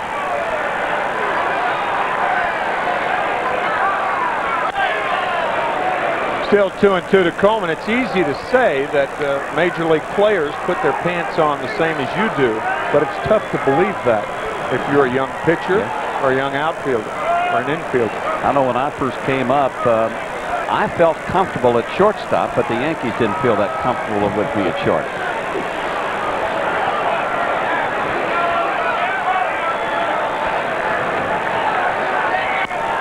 Ground ball towards short. Mike Lansing throws out Michael Coleman. As the Yankees, for the first time in this ball game, go in order. However, after 3.5, 1-0, New York.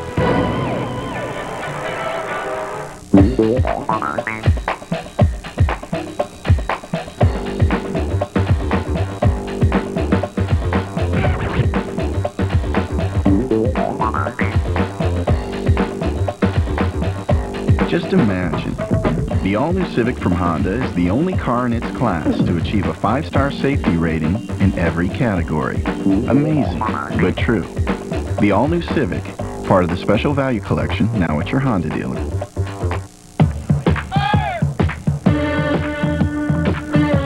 Take it from a company who's always loved this game, who manages the assets of Major League clubs and finances everything from the making of baseball gloves to the building of stadiums, and who, last season, became the official sponsor of Major League Baseball. There is nothing like the first time you make it to the majors.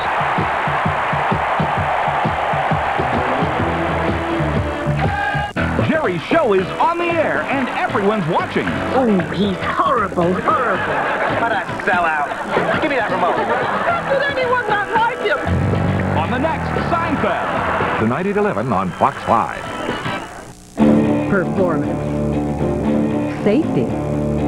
Pick 2. The Lincoln LS, named a best pick by the Insurance Institute for Highway Safety. And Lincoln Navigator, the only full-size luxury SUV with the government's highest double 5-star safety rating. Both with complimentary maintenance from Lincoln. Now lease Lincoln LS for just $429 a month with $35.27 cash due at signing. Performance.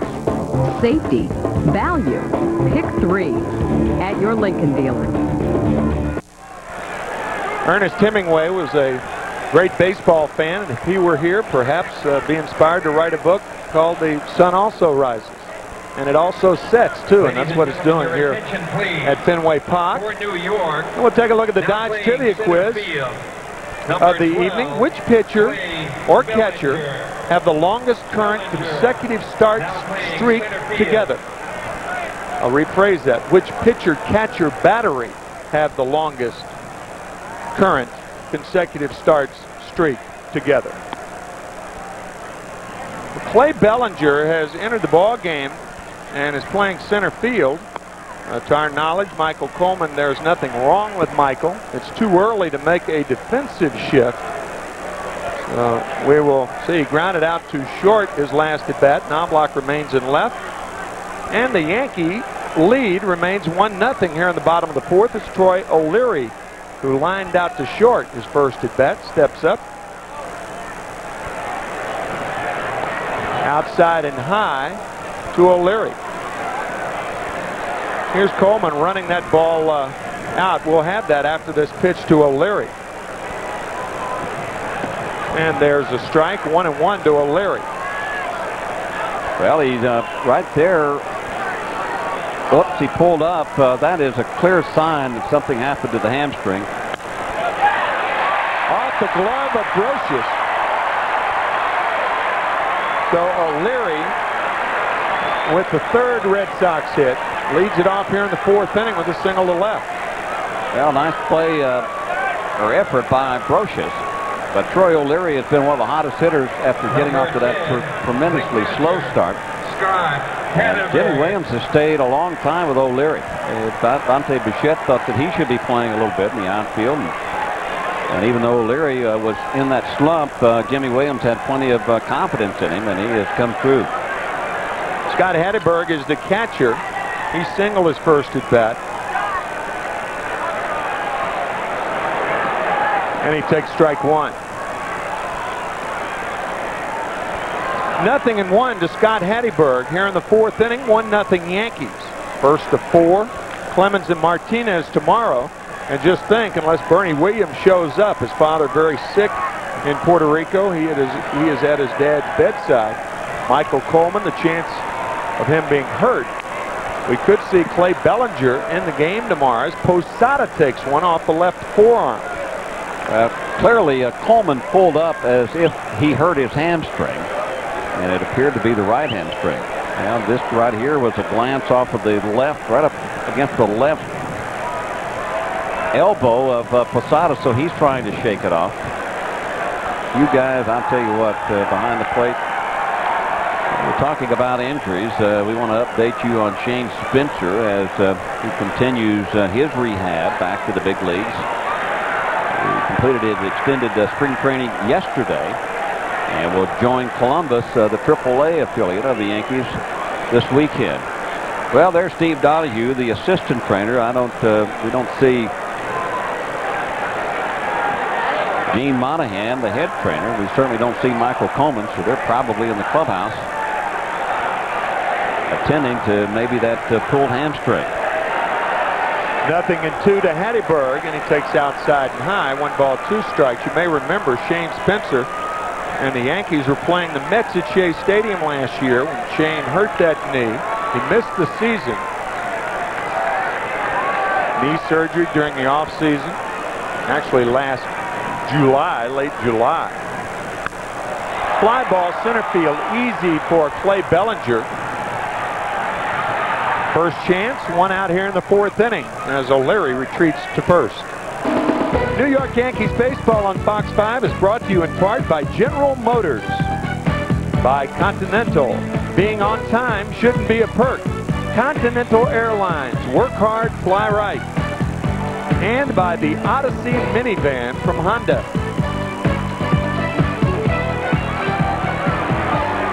Mercer McCarver from Fenway. That's concise enough, isn't it? I was 3 hours late coming into Boston last night, but I wasn't on Continental. Should have been. Yeah. Hang with him, partner. Shea Hillenbrand, the fine third baseman of the Red Sox. Well, we talked about your hotel room that has no bed, and now your 3-hour late flight. Is there anything else personal that you'd like to share with the New York audience? Later on. I need to talk to you about something. Breaking ball in for a strike, 0-1 to Hillenbrand. You know, Shea Hillenbrand came up as a catcher in the organization, and he tore his ACL, such as what happened to Shane Spencer with the Yankees, and from that point on, he didn't squat behind home plate anymore. He found himself at third base. Way outside to Shea. It's 1-1 to Hillenbrand. Signed as a catcher. Then they moved him to shortstop after the knee injury. As you see Brian Daubach on deck. He's played the outfield. They hope he settles in at third base. He made 33 errors at shortstop 5 years ago when he broke in. That was in about 65 games. 33 errors. But when you talk about Shea right now, he is a young hitter that's adapting defensively to third base. 2 balls and a strike, and anybody in baseball will tell you that that is a tough thing to do here at Fenway Park and in Boston. Really any place in the Northeast corridor. But what an opportunity for the young man, too, with Valentin down. And a lot of times that's the way you find out what your farm system has, is when you have an injury and you're forced to put somebody in there that's just kind of on the brink of breaking into the big leagues. What a situation, good situation to put Jimmy Williams in, though. Well, the Red Sox, after Valentin went down 2 years ago, they tried young Wilton Barris, who looked like a good-looking player. Barris hit .287 and a handful of at-bats. That first year he was with the team. And then last year, he did not endear himself to Jimmy Williams, fell off offensively. So now Hillenbrand gets the shot. And another thing that's happened, what you talked about, is so positive. And Clay Bellinger, what a student now of being able to play so many different positions. It just puts another notch in your belt when you can do that, like Hillenbrand has done. Foul back 2-2 now to Shea Hillenbrand. Our Tri-State Ford scoreboard. Obviously, Sky Dome, the movable feast, turned into a debacle the other day. That Sky Dome was fixed. Part of the roof fell off, landed in the outfield. No one, thankfully, was hurt. Toronto winning their game against Kansas City 2-1. Still 2-2 to Hillenbrand. You know that Hillenbrand also had a chance to play professional soccer in Europe. Quick feet. Heck of a soccer player. So based on that and the quick feet you're talking about, he should be a pretty good third baseman, I would think. At least with his movement over there and his range.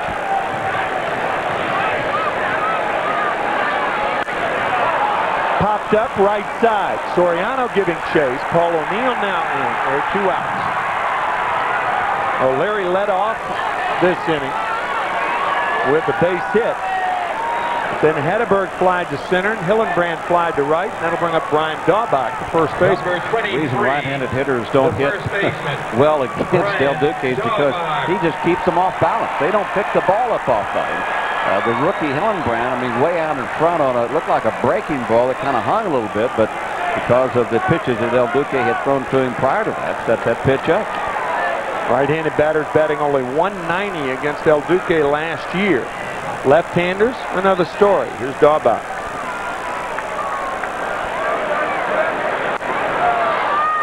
Fouls it back, 0-1 to Brian Daubach, who is from the same hometown as Jimmy Connors, Belleville, Illinois.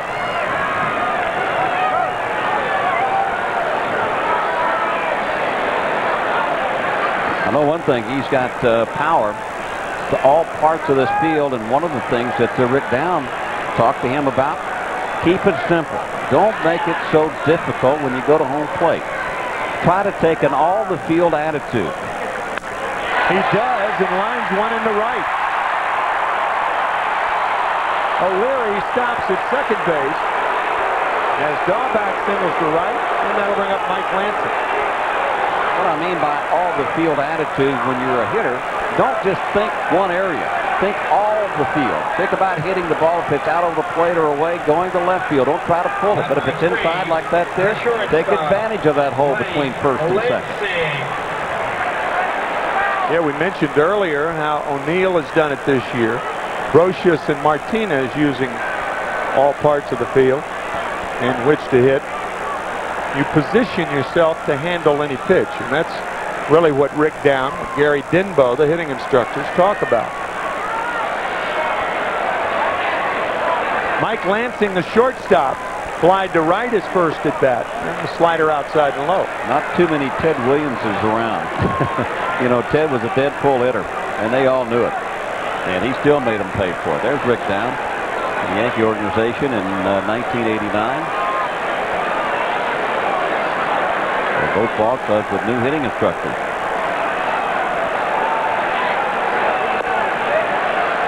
Low and away, 2-0 to Mike Lansing. 1-0, Yankees on top.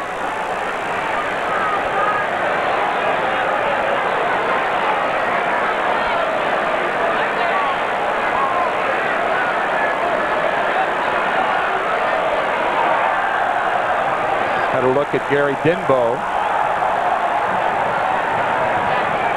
There's Gary. And there's Mike. 2-0 to Lansing.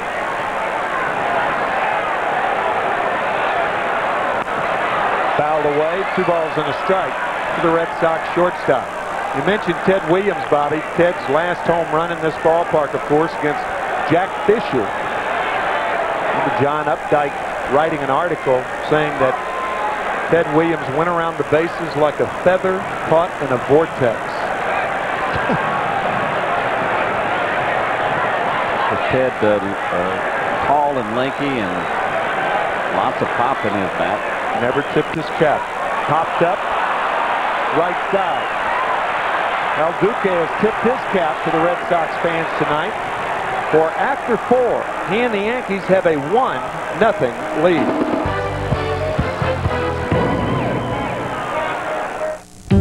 We knew we could save some money by refinancing. But we never realized the possibilities. If you're a homeowner and you call 1-800-CHAMPION, we're going to show you options you've never. 1-0 Yankees here in the top of the 5th inning. We quickly take a look at the Dodge trivia question. Beautiful night here in Boston. Which pitcher-catcher have the longest current consecutive start streak together? Take it, partner. Do it, brother. You got to be kidding me. El Duque and Posada. 41 in a row, yeah. What was your longest? I have no idea. Okay. No idea. I don't know. Okay. Think about it. No. Well, Soriano. Ago. Yeah. Soriano leads it off for the Yankees. Batting 8th in this lineup. Yankees lead it 1-0. Another well-hit ball into right field, but the wind's going to catch up with it, along with Trot Nixon. So 1 gone for the Yankees. Well, there's only one way to stop a thief on the run. Yeah, that's the hard way. What? An all-new Cop sets tomorrow at 8 o'clock, right here on Fox 5. Well, I'll tell you what, I have all the respect in the world for the policemen and women in this country and for what they have to deal with. Scott Brocious will step in. The Broman walked his last time up. Well hit in the left field. And O'Leary this time will play it off the wall, and you can see what the Green Monster will do to you. I mean, Brocious line shot into left field. In fact, if the Green Monster wasn't there, that ball probably would have been out of Yankee Stadium, yet he gets a single out of it. Well, the Green Monster giveth and it taketh away. You're right. That ball is probably a home run, certainly a double at the stadium, depending on its height. The left fielder. But off the wall, a single for Brocious.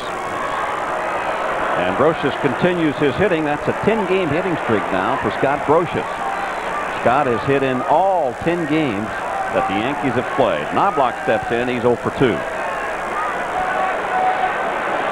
Partner, I didn't mean to be so abrupt at that trivia question that you shifted to me. But, you know, things weren't kept. We didn't keep track of things in those days like Elias does now. Any more stats? And back in those days, they didn't have computers. No. They didn't have fax machines. Television sets were just coming on. Mail was delivered on horseback. Mail was still delivered on horseback. So Pony Express was involved. Nobody thought about it.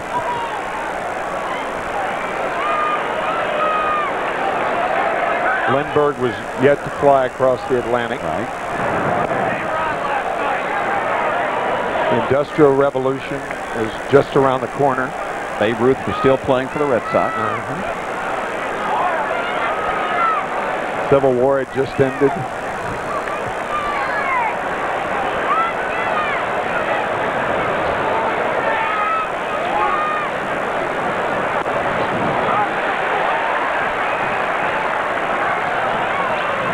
Ball one, strike one to Knobloch. So far, it has really been a pitcher's duel. Yankees on top of Paxton Crawford, though. Yankees coming up with a run in the third inning. Soriano leading that inning off, coming around to score on Derek Jeter's base hit. And that pitch outside, they ask for help. Tashida says no, he did not go around, so it's 2 balls and a strike. Pitchers want hitters to swing at pitches like this. Those are pitchers' pitches, and you hate to waste them on a take.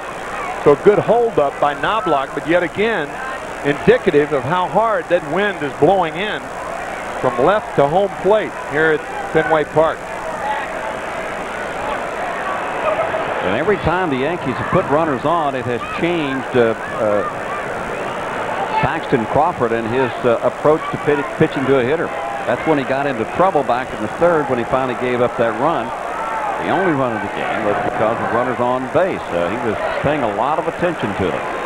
Yeah, base runners for the Yankees have just applied the tourniquet to the blood flow of the Red Sox. A lot of young pitchers like that. And that's a lot of times that's called by the manager, Jimmy Williams, calling pitch overs. And there goes Brocious, and a hit and run was on. Knobloch fouls it back and out of play. I think Jimmy trying to get an experienced guy like Brocious, but Brocious knows that in a situation like this, you have to make sure the pitcher pitches. Brocious did. The jump of the runner on the hit and run play is not imperative. It's up to the hitter to put the ball in play. I suppose we're right if we say hit and run or run and hit. Basically all the same. Hit on the ground, left side, knocked down by Lansing. No play. The only play is at second, but not in time. An infield hit for Knobloch, and 2 men are on for New York. Well, what a great play by the Red Sox shortstop. Normally a second baseman by trade. He was with the Expos and with the Rockies. But here in Boston, pressed into service, and Brocious beat the play. He was coming up when Offerman caught the ball. So an infield hit for Chuck Knobloch, and the Yankees once again threatened. You know, Lansing, what they write, he was the throw-in in that Rolando Rojo trade with the Colorado Rockies. They sent Brian Rose over there, a fine young pitcher, and Jeff Fry. 2 men are on, Jeter up. And that's inside. Derek with an RBI single back in the third. So his 4th run batted in. And the Yankees trying to put some more pressure on Paxton Crawford.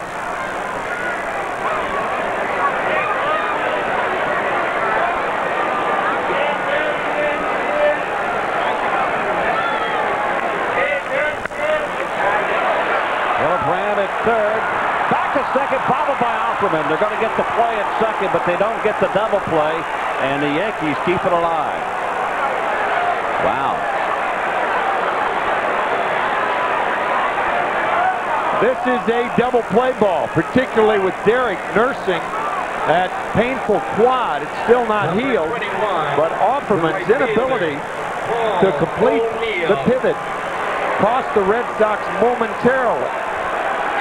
Still leaves the doors open for Paul O'Neill.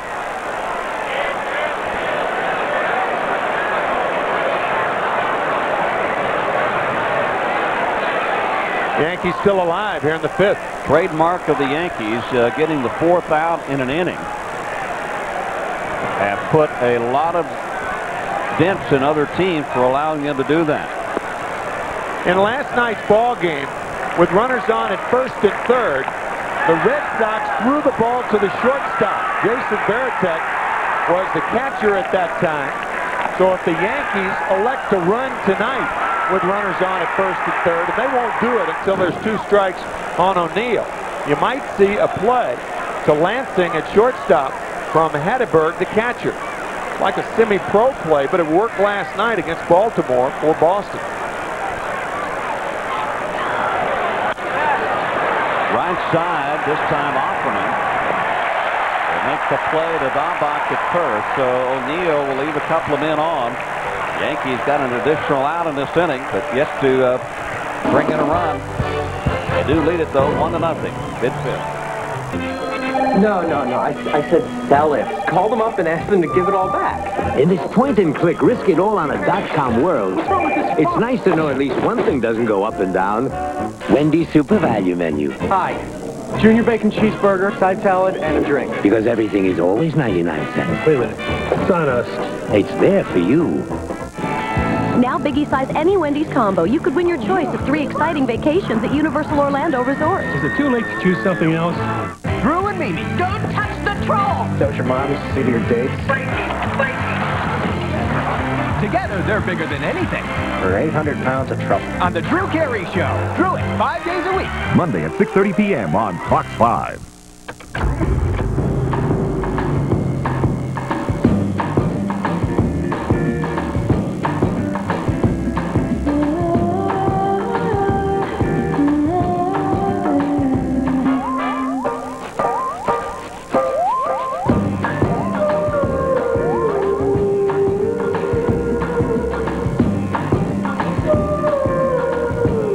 The 260 horsepower Acura CL Type S.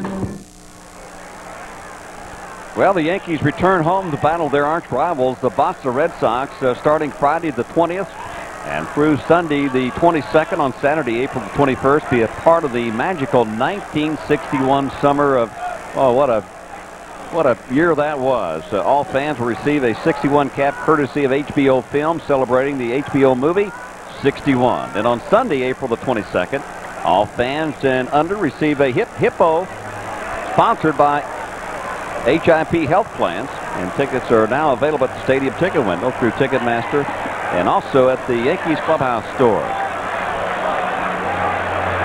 Bottom of the 5th inning as Brock Nixon leads it off for the Red Sox. Just to add to that HBO movie 61, that was produced and directed by Billy Crystal. Filmed in Old Tiger Stadium in Detroit last year. Part of the time we were up in Detroit. Pop him up. Martinez will run out of room. The 61 season when Roger Maris hit 61 home runs. It was a battle right to the end with Mickey and Roger. And of course, Billy's always been a huge Yankee fan and a baseball fan. And that was one of the magical years and summers in baseball. And he did a film about it. And if you noticed in that film, it was 61 with an asterisk. And the asterisk was put there because of the foolishness of Ford Frick saying that it was done in 162 games, therefore didn't count. How absurd from the beginning. Absolutely. Nice 2 hopper to Soriano. One gone here in the bottom of the 5th.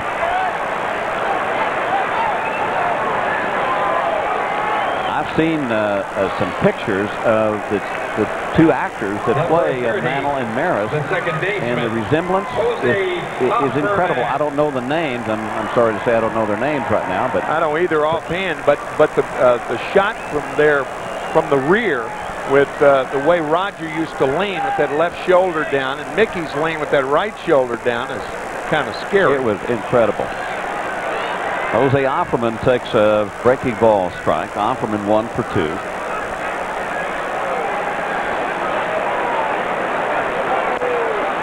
Jimmy Williams has stuck both of his switch hitters in this lineup back-to-back. Offerman 1 and then Carl Everett to follow.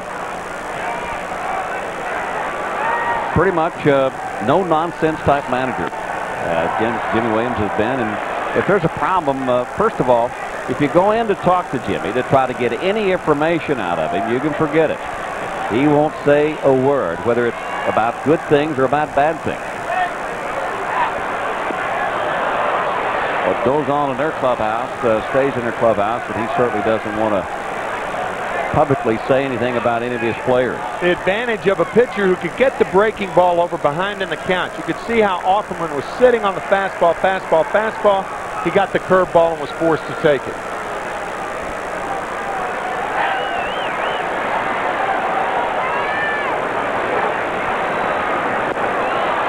Good fastball outside corner. You could see Offerman looked like he was looking for something else and kind of waved at it. So strikeout for El Duque. Well, the breaking ball behind in the count plants doubt in the hitter's mind. A good time to come back with a fastball, and Posada called for it, and El Duque executed. You're right. You're not going to get much out of Jimmy Williams. Jimmy is hear no evil, see no evil, speak no evil, even while evil is going on all around him. And one of the evil parts of this ball club has been, it's, publicly known, has been Carl Everett and the problems that he has had with Everett. Missing the bus twice this spring, fined $97,000. Suspended for 10 days last year, running with the umpire right here at Fenway Park on a nationally televised game. It's pretty simple. Everybody has rules and regulations, and you don't show somebody else within a 25-member cast more preferential treatment than you do anybody else. The bus leaves at 5, you're supposed to be on it. Well, if you really want to get right down to it, nobody was more flagrant about breaking rules than Babe Ruth. And here he is, a national icon. And people laugh about it. You can imagine how many buses Babe Ruth missed. Maybe that's where the term rules are made to be broken. Oh, boy. Oh, I hope that didn't break a hand. That caught Everett right on the hand. That one had to hurt. I don't know if the umpire called it a foul ball or if it was a hit batsman. I think it's a hit batsman, Bobby. A lot of times all you have to do is look at the reaction of the batter, and that'll tell you. But El Duque trying to pitch Everett inside. He's standing right on top of the plate. That's where you have to pitch him. Had he taken that pitch, it would almost have been a strike. But Carl Everett right on top of the plate. That ball couldn't have been more than 2 or 3 inches inside. If that. Yeah. But Everett right on top of the plate, and you have to pitch him in there. And whenever you pitch a batter inside, Nomar Garciaparra the same way. Even though Nomar does not stand nearly as close as Everett, nor do you try to pitch Garciaparra inside. He's too quick. A little over a year ago, Garciaparra got hit in the hand. And that's what I think Joe's out to say. Was that a hit batsman or was that a foul ball? I think that's what he is having a conversation with Mark Carlson about. I think clearly it was pretty clear. I'm wondering if Carlson had given a warning. I mean, certainly a warning wasn't issued on a pitch like that. Natural sound. Let's take a listen.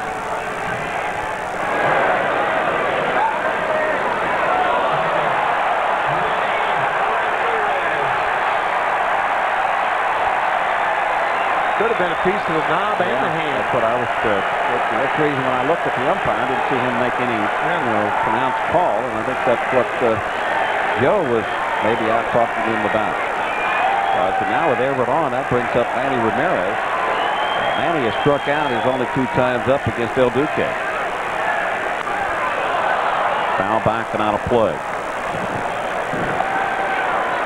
Ramirez has ended 2 innings with strikeouts, both times with runners on base. And the guy that they are counting on to hit in those situations so far tonight has not come through.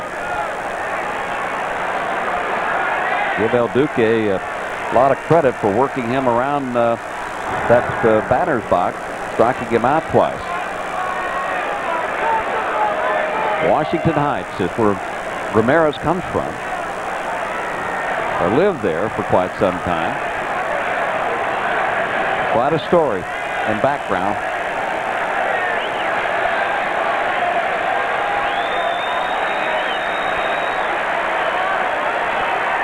Kid that loved to play baseball in New York.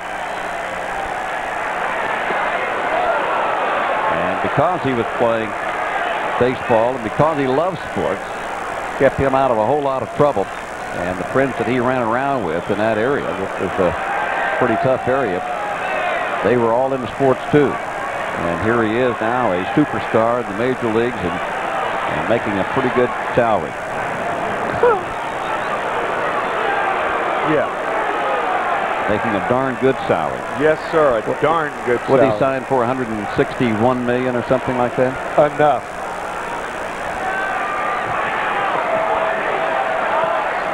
That's Tim McCarver type money. Pretty good lead by Everett over at first base with a couple of men out. And outside and high, ball 2. Well, we mentioned earlier, and in fairness, Bobby, it must be pointed out that Manny Ramirez, when he does play defense in this ballpark, it is an accident waiting to happen. He is, it is not going to be a bed of roses. He's not a good defensive outfielder. And right field in this ballpark, we talked about earlier, is very, very difficult with all its oddities in right field and down the line. Spacious, as we said. Well hit into center field. Bellinger on the run. He'll look up and it's off the wall. Deep center field. Soriano's throw will not be a throw. So this time, Manny Ramirez comes through with an RBI to tie the game up here in the bottom of the 5th with a couple of men out. What a shot off the center field wall.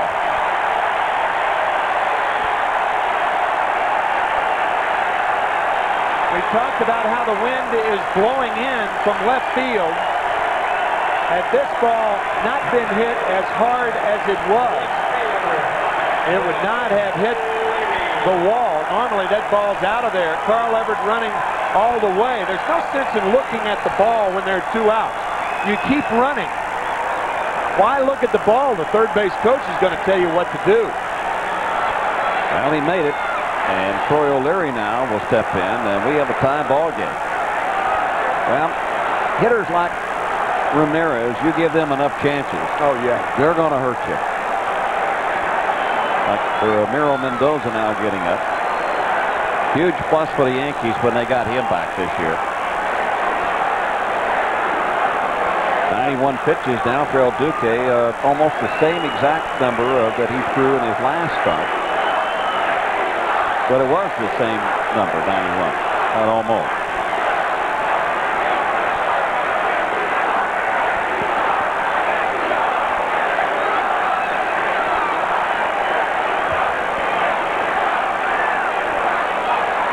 O'Leary is 1 for 2. He's hit the ball hard twice.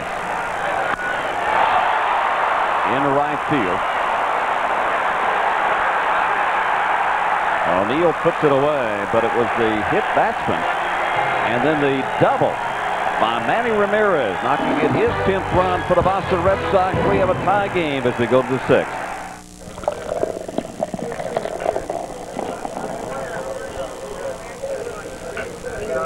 If you want that light beer taste, just add water. Amstel Light, the beer drinker's light beer. The CR-V from Honda. It'll take you to the mountains. It'll take you to the beaches. It'll take you to the desert. It'll take you just about anywhere. But it won't take you to the cleaners. The CR-V, another special value now at your Honda dealer. For a limited time, get special APR financing as low as 3.9% for 36 months on new CR-Vs. What's the pressure? Excellent. BP's 120/80. Pulse? 53. He's a thoroughbred. Lungs clear? Is this kid 18 or 19? No. That's 1918. He's 83. And what did he do? Snowboarding accident.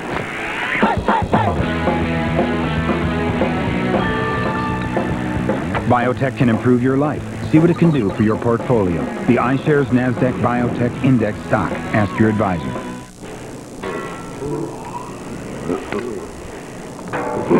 Sorry, we're from Amsterdam. We didn't know light beer was supposed to suck. Amstel Light, the beer drinker's light beer. MSG Network, home of New York Yankees baseball.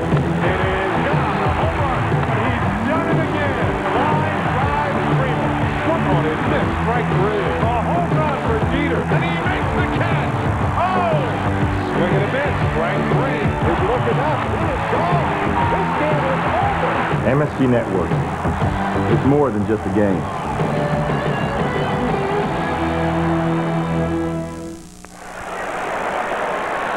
Well, pretty much the same here at Fenway. Yankees with 4 hits, Sox with 5. We're all tied up at 1 as David Justice leads it off here in the 6th inning for New York. It'll be Justice, Posada, and Antino Martinez as Mendoza continues to warm up for the Yankees. Paxton, Crawford still in. He has been impressive. The Yankees did let him off in the 3rd inning when they had a big inning going, and he pitched his way out of it. That's up high for ball 2, 2-0 now to Justice.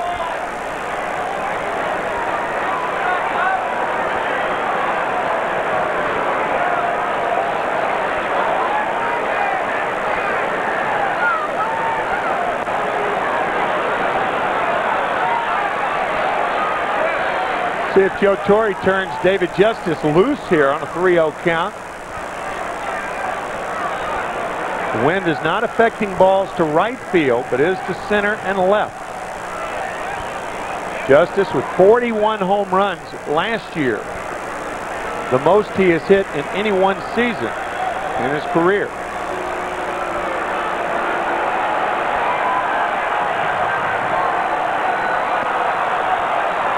Down low, pretty good pitch, and pretty disciplined by David Justice not to swing at that one, so it's a leadoff walk. Well, every night at 10:30 p.m., MSG Sports Desk delivers the latest sports news, scores, and highlights. You can join host Marv Albert with extensive coverage, interviews, and analysis of all the local teams and much more on MSG Sports Desk nightly at 10:30 on MSG Network. It's more than just a game. Well, that leadoff walk is going to bring the pitching coach, Joe Kerrigan, out to talk to Paxton. And Posada getting up along with Rich Garces, beginning now to throw for Boston. Difference is that Romero Mendoza is ready, but Garces isn't. Garces just got up, and that's one of the reasons Joe Kerrigan is out to talk to his young right-hander. Regardless, Bobby, tonight Paxton Crawford has shown that he has the goods. I mean, this guy can pitch. Good changeup, good slider, good fastball. El Duque has matched the young right-hander, both pitching out of difficulty in almost every inning. Yankees bringing up the right guys. Posada has hit the ball hard twice tonight. He was robbed by a nice play by Dahlbach back in the 4th. Hit it again and past Dahlbach this time into right field.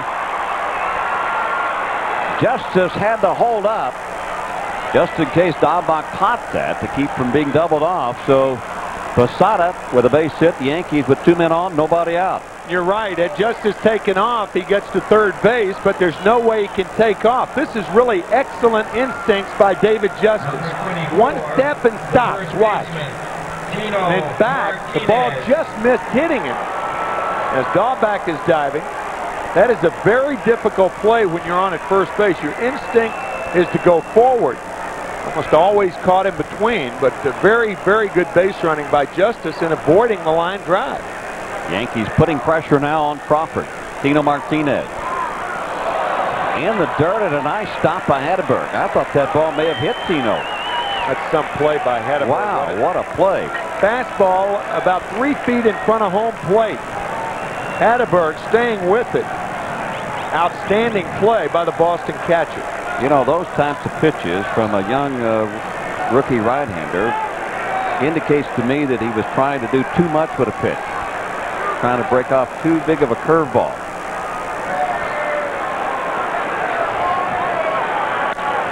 Hit hard, one out. Opperman, Lansing for one, back to Dahlback, a double play. Big double play by the Red Sox here in the 6th.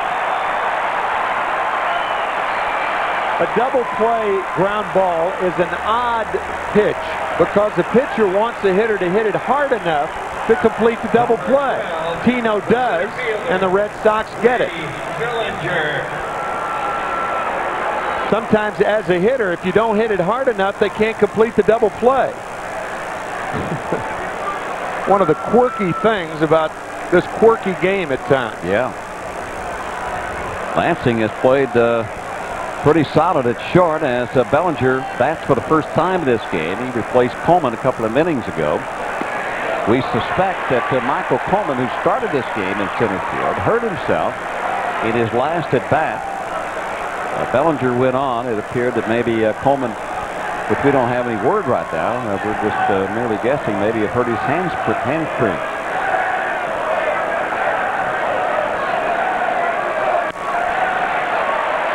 Brandon third. In the dirt, and a nice stop and snagged by Dahlback. My goodness. You were talking about those errors that the young man made in the minor leagues. 33. Boy, this could have been costly. Yep. Dahlback digs it out, so we're still tied at 1. Airbags are designed to keep you safe. Don't you want to...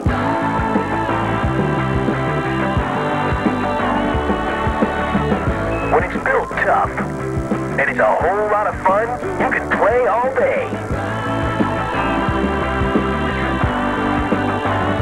Anywhere you want. Ford, the most far-reaching sport utilities on Earth and beyond. Get the best-selling Ford Expedition and get 1.9 financing for 60 months or $1,500 cash back. I have a dream that one day this nation will rise up, live out the true meaning of its creed. Before you can inspire, We hold these truths to be self-evident before you can touch, that all men are created equal. you must first connect. And the company that connects more of the world is Alcatel, a leader in communication networks.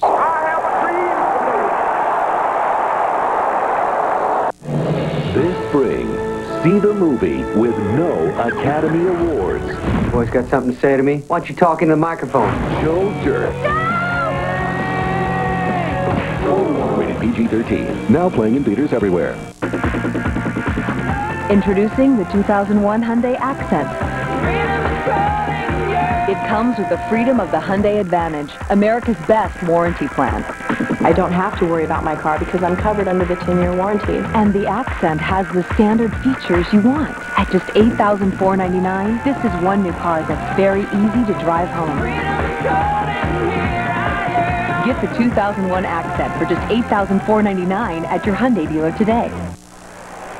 Beautiful Fenway Park, bottom of the 6th inning. We had some great plays in the last inning. Well, 2 plays with runners on at first and second, nobody out. This keeps the double play in order, the play by Hedberg. And watch this throw by the young Sean Hillenbrand.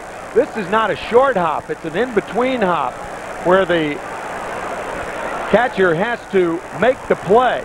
And Dahlback did that. I call him Sean. His name is Shea, of course.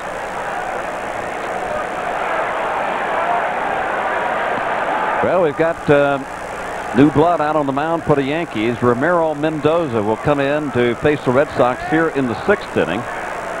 El Duque probably up around 100 pitches as he leaves after 5 innings. So all tied up at 1. And Scott Hatteberg will lead it off, followed by Hillenbrand and then Daubach. Ramiro making his first appearance of the season. That came Tuesday in Kansas City. And what a big plus it will be and is to get the young right-hander back on this Yankee roster. 97 pitches for El Duque. Mendoza in there for a called strike. Now it's 1-1. Talk about giving a team a different look. Hernandez, a high ball pitcher. Mendoza, a low ball pitcher. So an adjustment by the Red Sox necessary if they're going to put the ball in play effectively. Missed a lot of last year because of surgery to repair a small tear of the right shoulder in the labrum part. So Mendoza, that'll be out of play. Yankees feeling that his arm strength is back, and of course each and every time that he goes out there this year, that arm strength will get better. And that's the one thing after somebody's had surgery on their arm, whether it be the elbow, whether it be the shoulder, is getting that arm strength back to where it was before you had to have the surgery. And a team's necessary patience with a pitcher while he's building that arm strength. But Mendoza looks at least as good as he did before he was hurt, in my view. Just missing outside. That's a trademark of Mendoza. Well, he throws strikes, and he works that sinker down and away with that running fastball and then a little breaking ball. That sinker there hit on the ground toward the right side. Soriano throwing out Hatteberg, 1 gone.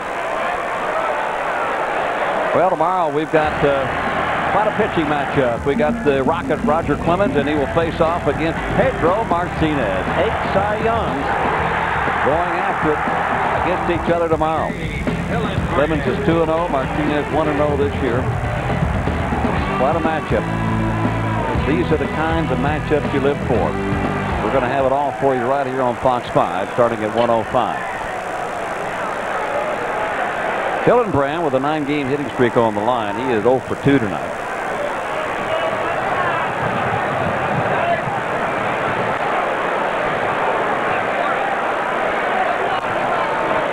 Inside corner, strike 1.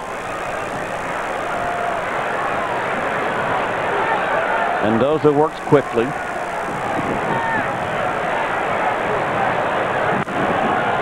Sinker hit on the ground, foul. Now he's out in front, no balls and 2 strikes. The one thing about Ramiro Mendoza last year that we picked up was that Mendoza, we're talking about patience. Mendoza is not a patient pitcher. On an 0-2 count, 1-2 count, he wants to finish the hitter off instead of teasing a hitter. He can learn something by teasing him more. Right down the pipe. Late swinging and fouls it off to the right side. There's no sense in getting a hitter in the hole 0-2 and then pitching him like it's 2-0. And a lot of pitchers are like that. They become impatient and they want to finish them off too early instead of teasing out of the strike zone. Keep in mind that Hillenbrand is a bad ball swinger. So anything out of the zone, possibly swing at. That's inside. We were updated on our scoreboard, our Ford scoreboard, as you saw on the screen. You know, one of the good things for the Yankees, if you take a look at Mel Stottlemyre, the great pitching coach of this ball club, and Mendoza as he strikes out Hillenbrand, they're on a bad pitch, way inside. I mean, very typical. So relations and the way they talk with each other, you can see how far it is inside. Right in here. What a great mix, you know, for Stottlemyre and Mendoza. And for a young pitcher like Mendoza to have a guy like Stottlemyre to talk to him and work with him. Interesting. You said they threw almost identically. Yeah. A sinker thrown from the top, that is, as any hitter will tell you, the toughest sinker to hit. Off the end of the bat, Brian Daubach. Versus his throw is a little bit high, but Pino comes down with it, so Mendoza goes through the Red Sox 1, 2, 3. It has been 6 innings here at Fenway. And we're all tied up at 1.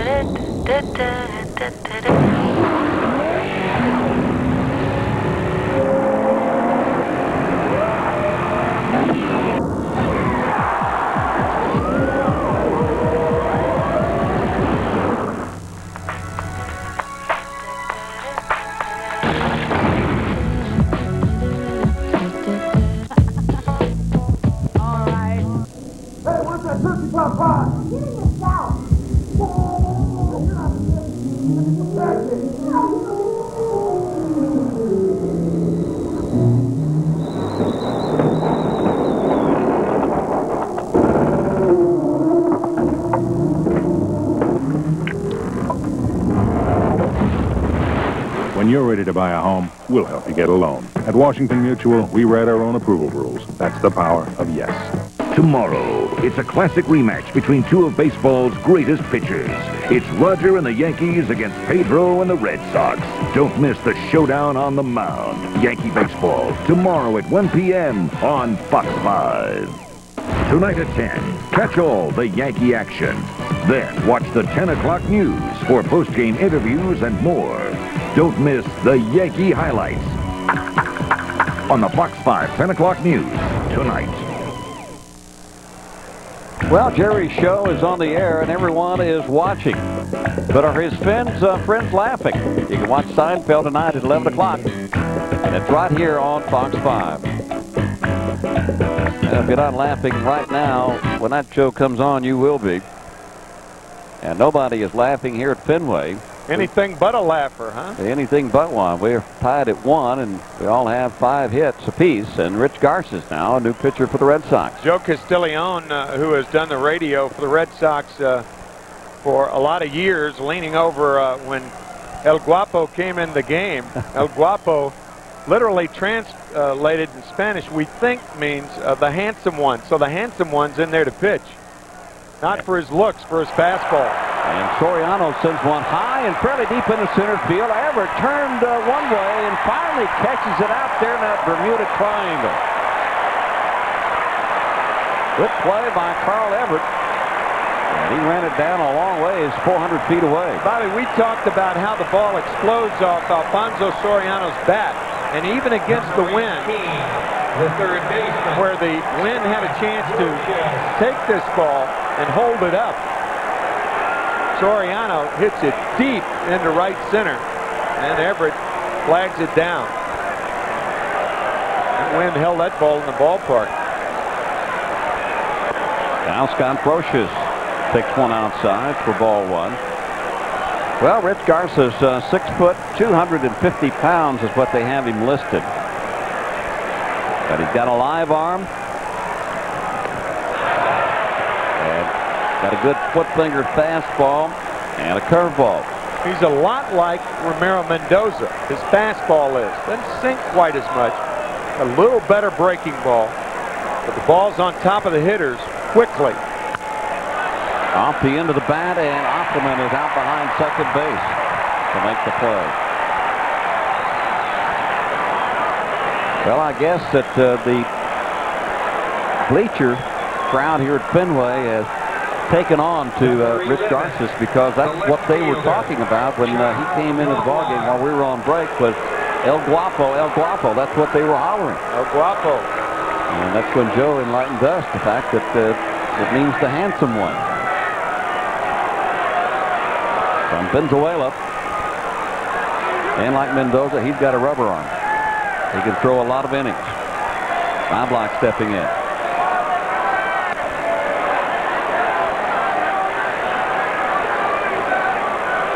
I've heard of grappa, but not guapo. Grappa, I think, has 2 P's in it. I've heard no, of it has raisins, doesn't it? Oh, yeah. I am talking boy. about Yes, I know. spelling of the word. I just got it.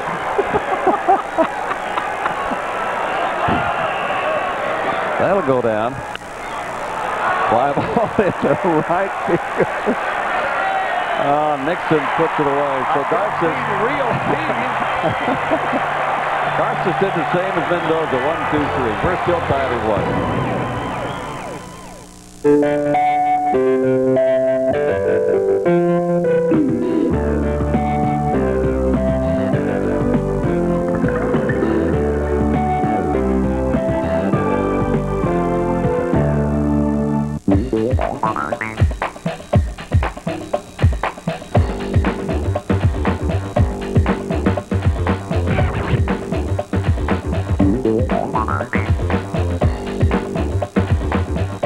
Just imagine, the all-new Civic from Honda is the only car in its class to achieve a 5-star safety rating in every category. Amazing, but true. The all-new Civic, part of the Special Value Collection, now at your Honda dealer. In this bottle of Behringer, a 125-year commitment to making great wine. From the only winery ever to win Wine of the Year for both a Cabernet and a Chardonnay. In this glass, the perfect complement to your own special moments. Mom, remember when you said you were too young to be a grandmother? Whatever they happen to be. Behringer, all we are in every bottle.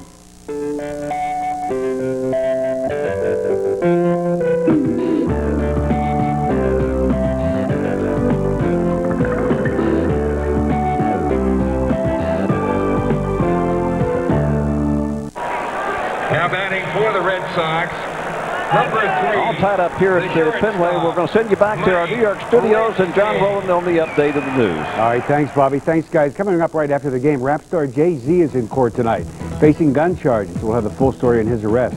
Plus, the Pentagon's picture proof of why and how Chinese pilots out of control brought down our spy plane. And Dave Winfield has a shocker for Yankee fans. We'll see you right after the game. Back to you guys in Boston. Bottom of the 7th inning, and Mike Lansing leads it off, the 9th place hitter against Ramirez. Ramiro Mendoza, that is. Lansing 0 for 2 tonight. In on the hands, and Soriano at second. They're throwing out, 1 gone. 2 pitches by Mendoza, and 1 out.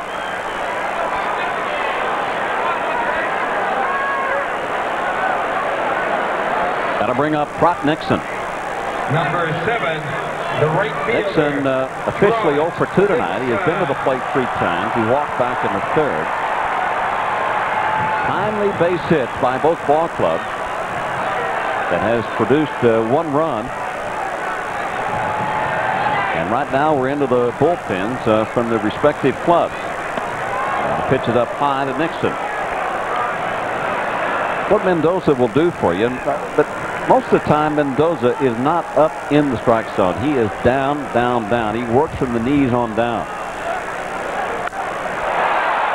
Popped up to the center field. 2 gone for Boston. Well, let's take a look at our Hyundai 7th game recap. Good pitching by El Duque as Mendoza, Ramiro, and finally Ramirez gets the base hit to tie it up. 2 guys who signed the big contracts this year, Derek Jeter with the base hit, and then Ramirez. Both of them in the same neighborhood as far as salary is concerned. Nice neighborhood, too.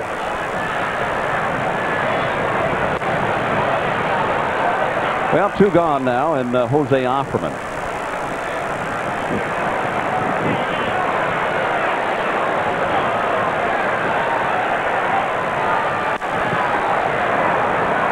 Another easy inning for Mendoza. And the Red Sox have gone 1, 2, 3, so 6 in a row put down by Mendoza. We're still tied at 1 here at Fenway.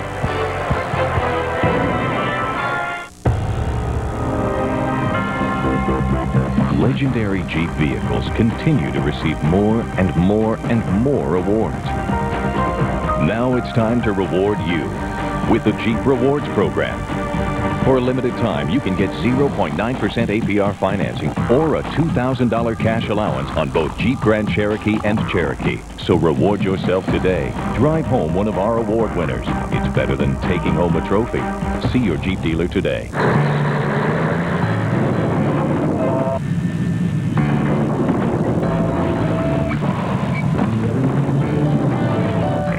This is your captain speaking. If I could have your attention for a moment, folks, I'd just like to say that American is proud to be the only airline to remove seats throughout coach, so you all can have more room to cross your legs. However, we do kindly request that you not all do it at the same time. Thank you. Introducing the all-new, completely restyled 2001 Hyundai Elantra. Freedom is calling, yeah!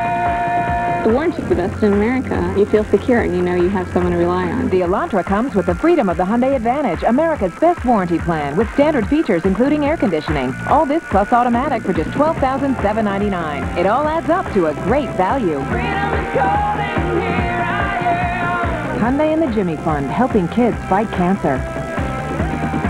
For mayor, only Controller Alan Hevesy has fiscal, legislative, management, and education experience. Only Hevesy wrote laws to save hospitals, immunize school children, and protect nursing home patients. Democrat Alan Hevesy, most experienced, best qualified. The plastic crowd here at Fenway as the Yankees-Red Sox tied up at 1 in the 8th inning. Let's take a look at this fan. I believe he qualifies for today's Toyota Everyday Fan. Yawning on cue. Lots of young fans on hand on this holiday weekend. And a happy Easter to all of those. That persuasion.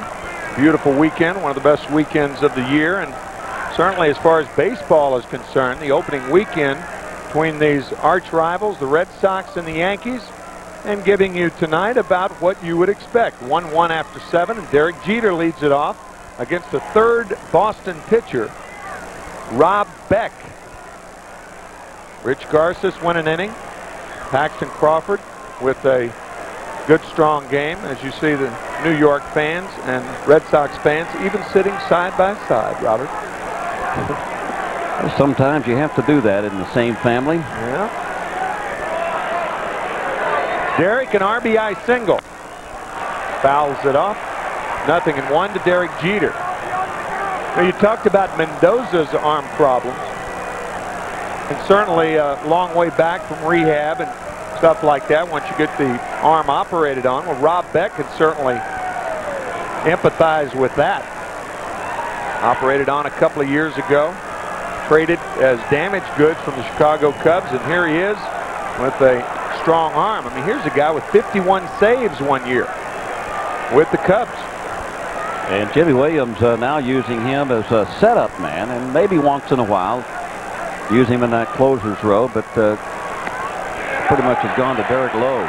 Fastball for a strike, and you can tell that Beck, his fastball is much better than it has been in recent years. Beck with 51 saves for the Cubs back in '98 as Derek Jeter is jammed. Right center field. Trot Nixon over. One out here in the 8th inning of a 1-1 ball game.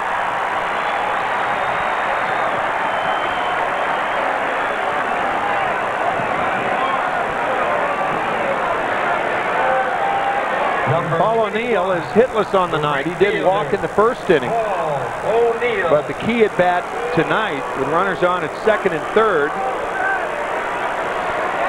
back in the third inning, and only one out, the Yankees with a 1-0 lead. Paul popped to the catcher, Scott Hatteberg, foul territory. And then David Justice grounded out. Hit this one hard. Offerman, 2 outs here in the 8th inning. So both bullpens, touted by many as the 1 and 2 bullpens in the American League, doing their jobs so far tonight.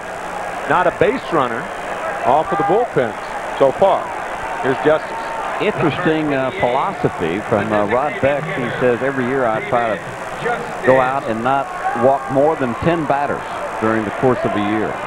He said really, if you take a look at it, the best hitters in all of baseball, they make 7 outs out of every 10 times they go to the plate. So you got to give them a chance to make themselves, to get themselves out with that kind of a percentage. Strike to Justice. And if you're walking them, you don't give them a chance. It's a Dennis Eckersley school of pitching. Dennis, who walked during a 3-year period of his career, walked 9 in 3 years.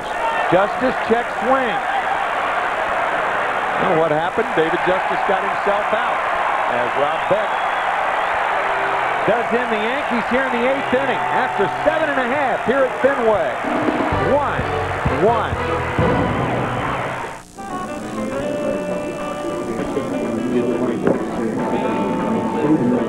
1-1. Think of it as a light beer that's not in touch with its feminine side. Amstel Light, the beer drinker's light beer.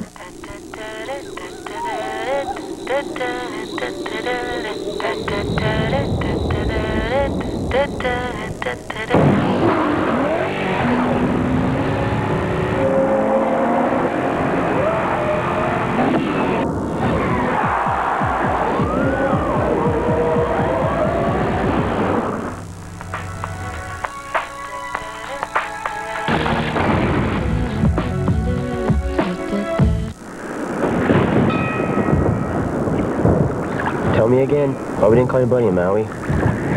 Lost his number, man.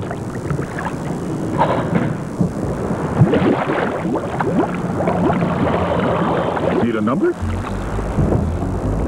Just dial 411 for local and national directory assistance. You don't even need an area code.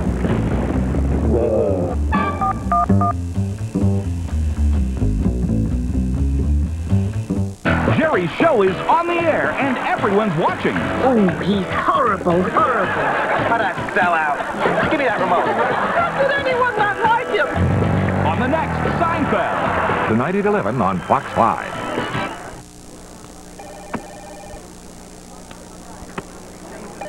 Unlike watery tasting light beer, Amstel Light makes your mouth water. Amstel Light, the beer drinker's light beer. Good ball game here at Fenway, and on Fox Saturday, he was armed and dangerous and only 17. This attempted cop killer has been on the run for years. Watch an all-new America's Most Wanted tomorrow at 9 p.m. right here on Fox 5. Romero Mendoza's 3rd inning of work. Orlando Hernandez started the game. He worked 5 innings, giving up only 1 run, a 2-out double by Manny Ramirez, driving in Carl Everett, who was hit by a pitch with 2 out and nobody on. And here's Everett, hit in the right hand his last time up. He has scored the only Boston run.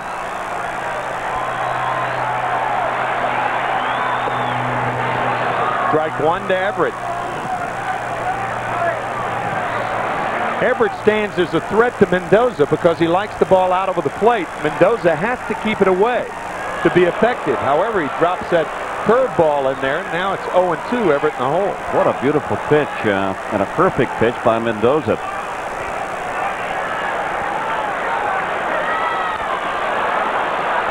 Everett stays alive, barely. Yeah, Mendoza went down in the end that time, but it was right off the shoe tops. Got him to swing at a bad pitch. Luckily, Everett got a piece of it. You can see how low it was.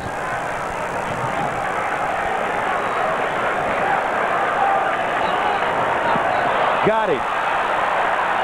Posada completes the play, but again, Bobby, if pitchers only realized how defensive hitters are with the count of no balls and 2 strikes. 1 out here in the 8th. You know, and he got Everett to swing at that first pitch, and he got lucky to get a piece of it. He went right back, made it just a little bit worse than what the first one was, and got him to strike out. Check where this pitch is. That ball hits in front of home plate. Trying to protect, as a free swinger with 2 strikes on you, trying to protect yourself, swings at a terrible pitch. Second strikeout for Mendoza. He has retired 7 Red Sox in a row, and here's Ramirez. And he has driven in the only run of the ball game for the Red Sox.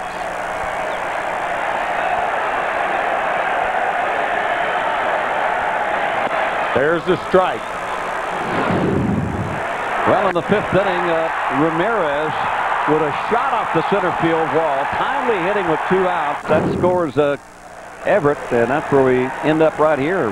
1-1 tie. Bobby, the interesting thing about this matchup is Mendoza has to keep the ball down to be effective, and Ramirez a very good low ball hitter. Foul, so Mendoza ahead of Ramirez. He's thrown 6 straight strikes in this inning. Thing about Mendoza, with Derek Lowe now warming up for the Red Sox, known as their closer out there. Think about the low pitch from Mendoza. When it starts low, it goes lower, though, because he's got that sink to it. So it's not just a low pitch. Like the one to Everett on the 0-2 Yeah. count. Fastball inside here. And again a strike. Still 0-2.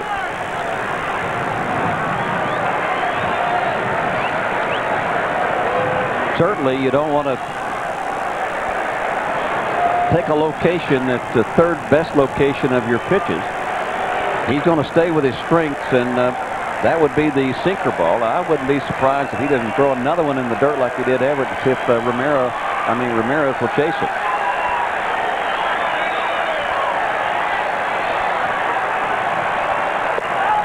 He tried to do exactly that, and Ramirez lays off. 1 ball, 2 strikes to Manny Ramirez. Well, it's outside, and Ramirez, you can see how low it is, able to keep the bat back. Do it again.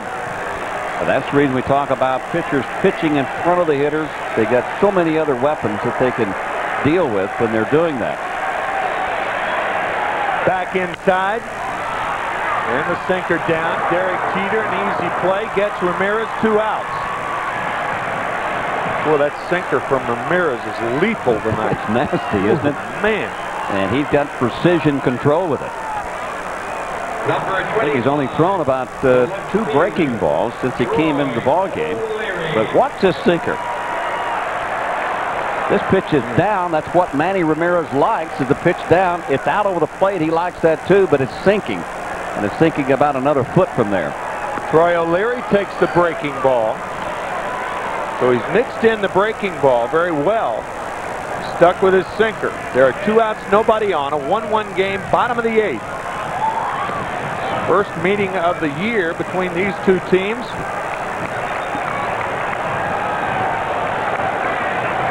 In about 16 hours, Roger Clemens tees it up against Pedro Martinez. 1 ball, 2 strikes now to Troy O'Leary. We'll be on the air at 1 o'clock right here on Fox 5 tomorrow. And then at 1 o'clock again on Sunday when Andy Pettit faces Hideo Nomo.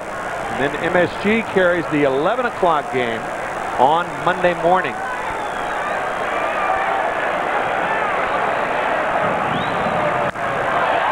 Line drive, and Soriano catches up to it.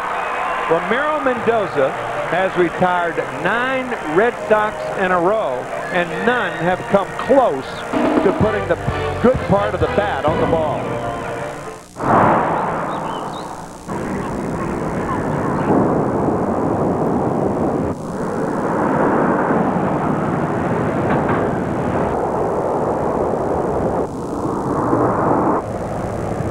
Dad, Yeah. are we there yet? No. Good. With a comfortable interior and a car-like ride, it's beyond the minivan. The Odyssey from Honda. Hold it! Thanks. 21, please.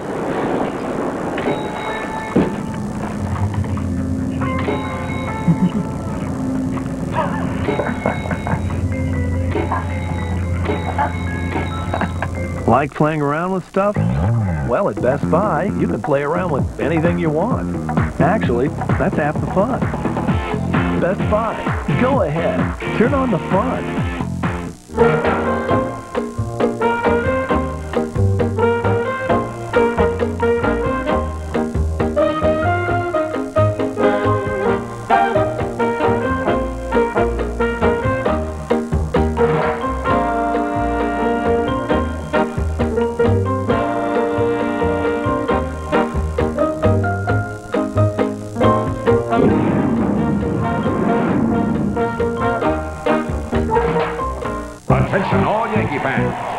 Seinfeld starting lineup is George. The New York Yankees! Ruth, Gehrig, DiMaggio, Mantle, Costanza. Seinfeld tonight at 11 p.m. on Fox 5. Neither team has had a base runner against either bullpen. What a game. Let's take a look at our upcoming New York Yankees broadcast schedule. We talked about our games tomorrow and Sunday. We'll be on the air at 1 o'clock, game time 1:05. Monday, MSG's on the air at 11 o'clock. And then the Blue Jays, the Yankees go to Toronto, and MSG will carry the games Tuesday, Wednesday, and Thursday. And then Bobby and I will be back at you next weekend, Friday, Saturday, and Sunday, when the Red Sox come to Yankee Stadium for the first time this year. Rally caps. Well, I guess they're rally caps for both teams. Well, for the first time this year at Fenway, Yankees rally caps are turned around as far as the fans are concerned, and they got a pretty good guy up right now at Posada to get that rally started. The Yankees and the Sox had rally caps on. It's 1-1 here in the ninth. Posada 1 for 3, and he takes a fastball from Beck. Outside corner, 0-1 to Jorge.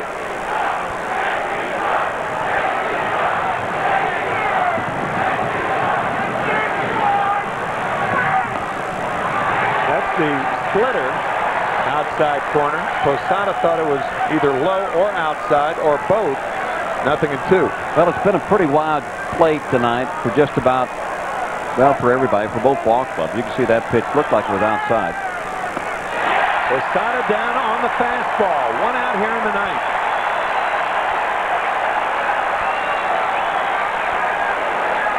Upstairs, and it looked like a fastball that just exploded in the strike zone. Number 24. That high strike again. And I think Posada still was thinking about that pitch, the first strike pitch, the one that came back and make it 0-2. Maybe. And wasn't ready for that. Tino Martinez now. Tino 0 for 3 on the night. And a strike from Beck. That is all both teams have seen from the relief corps this evening.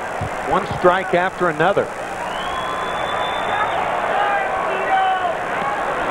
Strike 2 to Martinez. Hey, if he's going to call it out there, you just keep putting it out. And maybe just tease a little bit more. They're working the outside corner. And Carlson calls it a strike.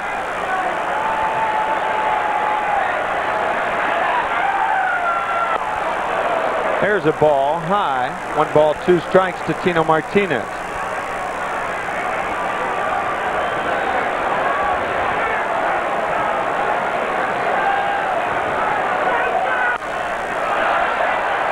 Tino fouls it up. That was a high splitter right there. Beck got away with one. Still 1-2. Same pattern on Martinez as he had on Posada with the 2 strikes. He went up in the strike zone. I think Beck was trying to get the ball a little bit more inside. He got it out over the plate. Tino just missed it. Mike Stanton waits in the Yankee bullpen. And again, Tino going at that eye-high fastball. Then, I think that other pitch was a hanging forkball. I don't know for sure, but it appeared to be that. Well, you were right. It was an eye-high fastball. And you can see how hard it is to get on top of him. Remember, they say when the ball's up to the high in the strike zone, you got to, in order to hit it properly, you got to get on top of it. Well, Tino was underneath that one, popped it out of play. Another fastball. Tino late. Well, it's pretty clear that Rob Beck is throwing a lot harder than he has in past years. As we said, the surgery 2 years ago, coming to Boston, couldn't break a pane of glass, but he can tonight. He really didn't have that pop to his fastball last year. No. I remember him pitching. And there's the splitter, and that gets Martinez.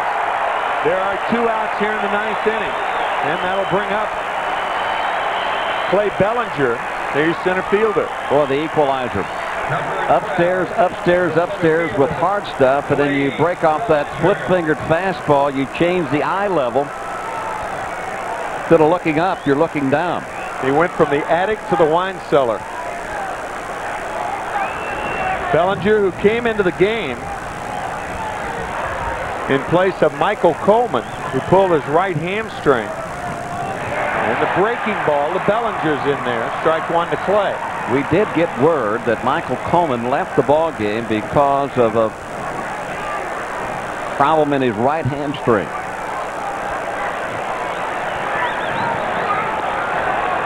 One and one to Bellinger.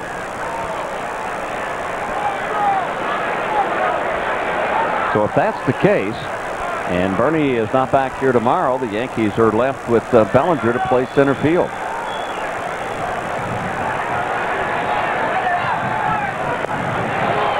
Low with the splitter. 2 balls and 1 strike. The first hitter that Beck has fallen behind on. Bellinger had 5 home runs last year. You throw that high fastball around the letters, you can jerk it out of here. 2 and 1 to Clay Bellinger. Hit hard. Left field. Against the wall. Bellinger will try for second, and now he thinks better of it. Kind of kicking himself, and Bellinger just missed the home run. That ball had too much topspin on it. Well, that's what the green monster will do for you. I think Bellinger did the right thing here. Obviously, when you hit the ball and it's off the wall, the first thing you're thinking is for 2. And that's what he's thinking right now. But with 2 outs, he doesn't want to get thrown out at second base, knowing that that ball, as it caroms off the wall, and O'Leary once again plays it perfectly. So he gives the Yankees still another chance.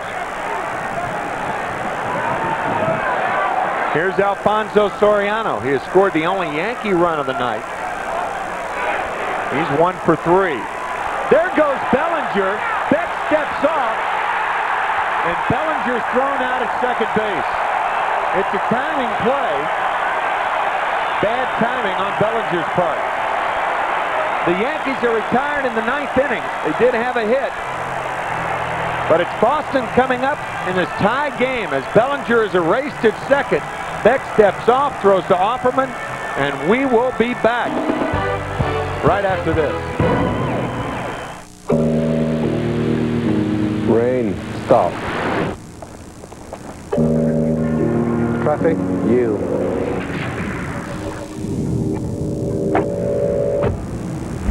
CD, play. Climate control, on. The Infinity Q45 with voice-activated controls. Lights, green. The rest of the world should be so accommodating. The new Q from Infinity. This is a very exciting piece. Really? First off, 7. Very popular number. See how beautifully it shines? And notice the bonus. Do you have any idea what it could be worth? Not a clue. Well, I saw one in Oneonta bring $21,000.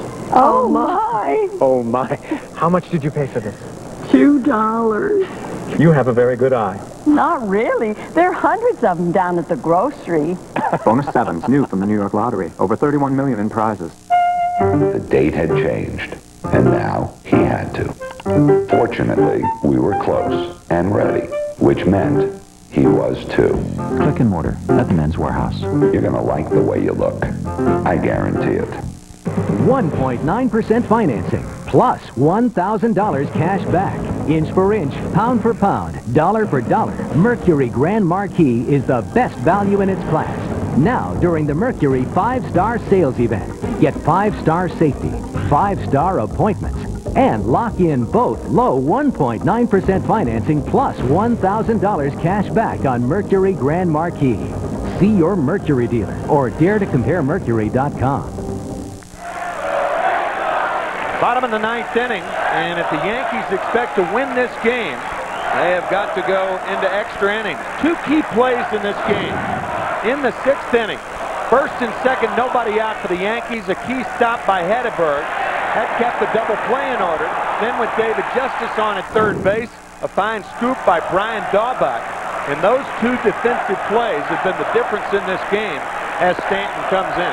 And the Yankees now trying to make the difference in this game out of their bullpen.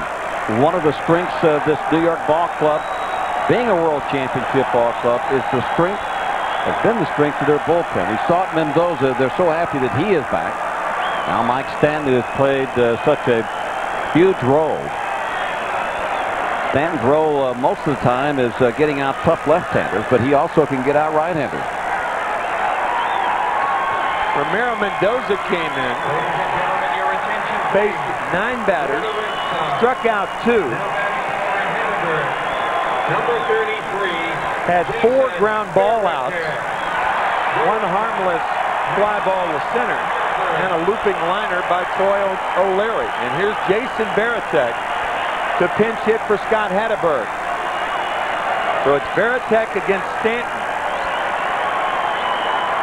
in this 1-1 game, bottom of the 9th inning at Fenway Park.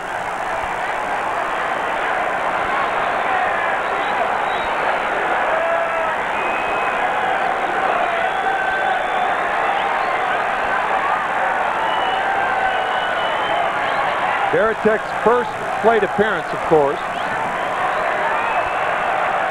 Has never had a hit against Stanton. 0 for 10 lifetime. Ooh, wicked curveball.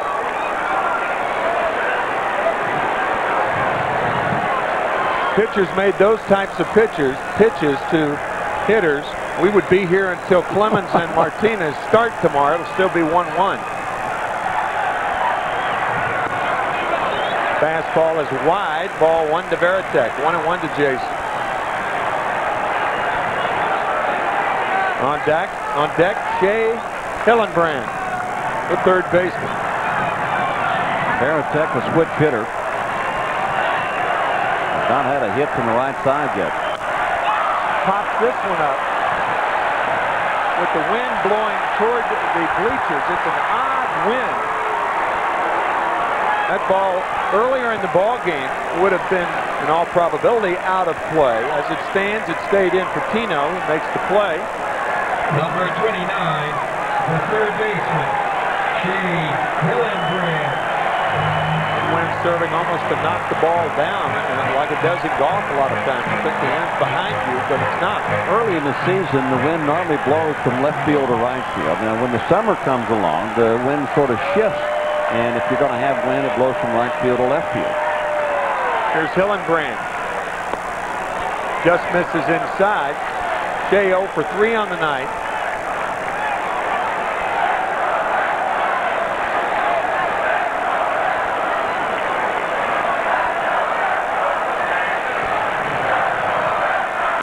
Breaking ball. Great play. Martinez to Stanton covering. Tino Martinez off the line to Stanton. 2 outs.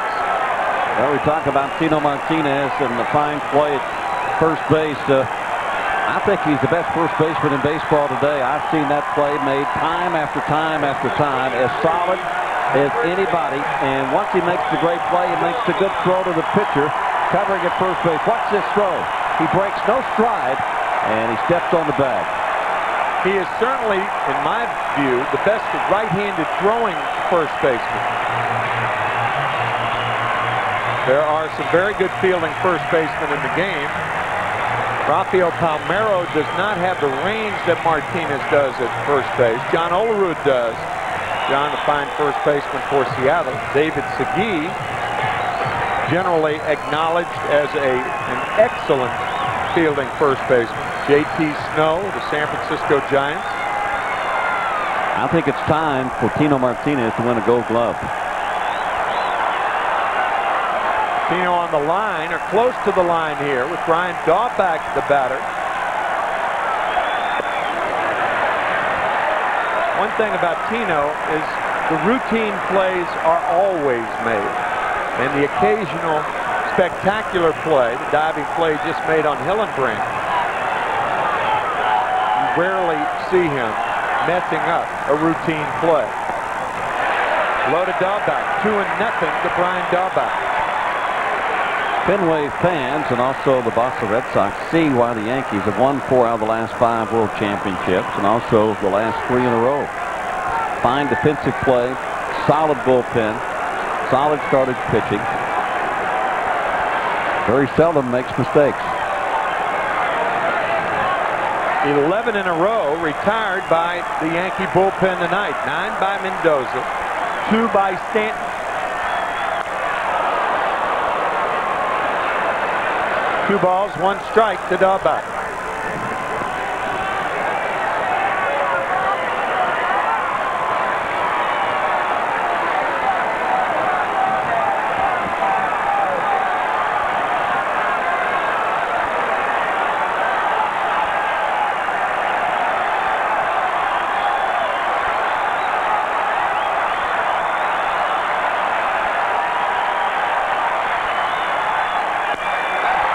ball left field. Over is Bellinger. He waves off Knobloch, and another strong inning by the Yankee bullpen. They have retired 12 in a row. And we go to extra innings for the first time this year. 1-1, Yankees, Red Sox.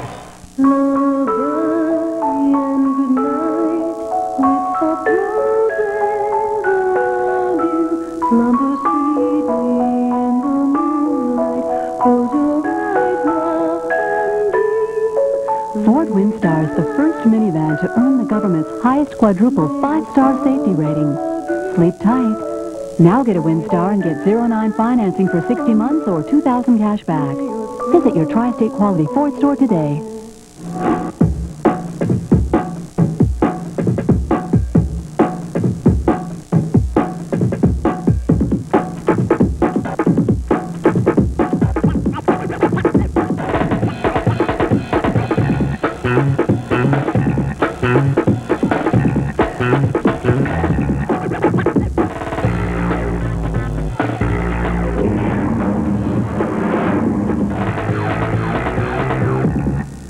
So, for your new Toyota spokesman, we're looking for... Ooh, someone famous. An action guy. Who's this woman? Tom or Meg? Wait, what about me? Me and my dog Baxter could do it. How about a cartoon character? Better yet, let 4Runner speak for itself with $1,000 cash back plus a $1,500 price reduction. That's $2,500 in savings on a new 4Runner. Me and Baxter. Child actor. Supermodel. I'll set up our Auditions right away. At least they agree on the 4Runner savings. See your Toyota dealer today. New York Yankees baseball on Fox 5 has been brought to you in part by Nissan. Driven by Amstel Light. Amstel, the beer drinker's beer. By Washington Mutual, home loans and the power of yes, an equal housing lender. And by your local Lincoln Mercury dealer. New pitcher for the Red Sox, new catcher also. Jason Varitek stays in the ball game. And the new pitcher, he led the Red Sox in saves last year, their closer, Derek Lowe. Extra innings between the Red Sox and the Yankees. And leading off for the Yankees against the new pitcher is Alfonso Soriano. And Lowe, like a lot of the pitchers that we've seen so far, sinker ball, hard sinker. Has turned into the closer for the Red Sox now that Flash Gordon is no longer in the bullpen. Soriano off the hands down the right field line, and it's a fair ball. Soriano will try for two. Nixon tries not in time. A leadoff double here in the top of the 10th inning by Soriano. Excellent base running by Alfonso Soriano. He caused the double clutch by Trot Nixon in right field, running hard from the box. Watch Nixon come up with it and then double clutch. Soriano seeing Nixon field the ball, and really it's an easier throw for a left-handed throwing right fielder, but watch the double clutch by Nixon trying to hurry the throw. Right there. Actually, it wasn't as much of a double clutch as I thought, but we mentioned earlier, Soriano with that great speed. And Brochus trying to bunt Soriano over to third with less than 2 outs. And that is foul. I thought for a moment that maybe Nixon thought there was fan interference down the right field line. Yeah, if he did, he was wrong, because you got to complete the play. Yeah, you do. So Soriano down at second, nobody out. And Brochus pops it up. Varitek can't catch up with it, but Brochus now down in the count, no balls and 2 strikes. That's one of those plays that if Varitek does catch up with the ball, Soriano can tag at second and go to third. How about that for a weird sacrifice? Meeting Varitek with his back to the play.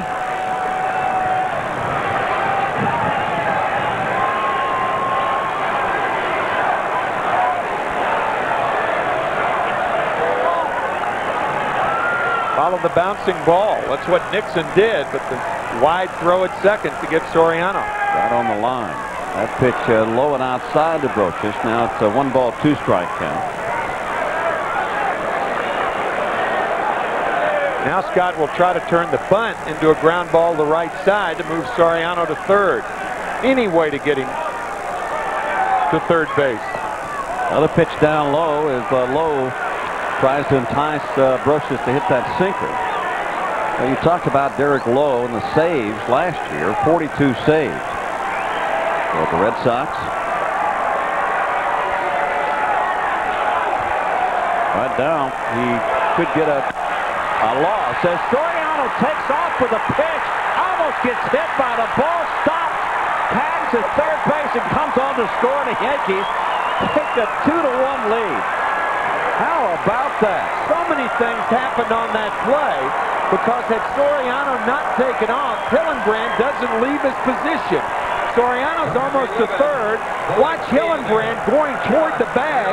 Now Soriano overruns the bag, steps on it, and comes home. How about this play? Soriano with a great jump from second base. Hillenbrand leaving his position, going toward the line to cover in case Brocious swings through it, and Brocious pulls the ball into the position. The Yankees take the lead. Unbelievable. Man. What a spark plug is right. Alfonso Soriano has certainly sparked the Yankees in front in this inning. And now Knobloch going to sacrifice Brocious down to second. So a nice fundamental play by Knobloch gets Brocious in the scoring position with only one out. The interesting thing about that play is had Soriano not taken off, now naturally there are 2 strikes on Brocious, so he's got to make sure he makes contact. Watch Hillenbrand going toward third. Had he not done that, he throws Brocious out at first base, but Soriano ran past the bag, came back to touch it, and now he walks home for the Yankee lead. First of all, where Soriano was, he was almost on third. Oh, he steals third base. Oh, no easy. I mean, he's on third base for sure. Absolutely. And now Jeter steps in to take a ball down low. But by stealing the base, or trying to steal the base, he moved Hillenbrand out of position. Yeah. Brocious hit it where he was, and Soriano walks home. But we talked about his speed earlier in the ball game. He can run. He ran to second, and then his attempted steal of third cleared the way for Brocious and the Yankees to take the lead. Willie Randolph said early on, he said, don't be surprised if Soriano steals 40 bases for the Yankees someday. Maybe this year. Down low for ball 2 to Jeter. Normally, you wouldn't try stealing third with nobody out, but with the count 1 ball and 2 strikes, Brocious having failed to sacrifice a couple of times, that changes things. And Soriano noticing that Lowe wasn't paying any attention to him down second. He was concentrating on getting Brocious out.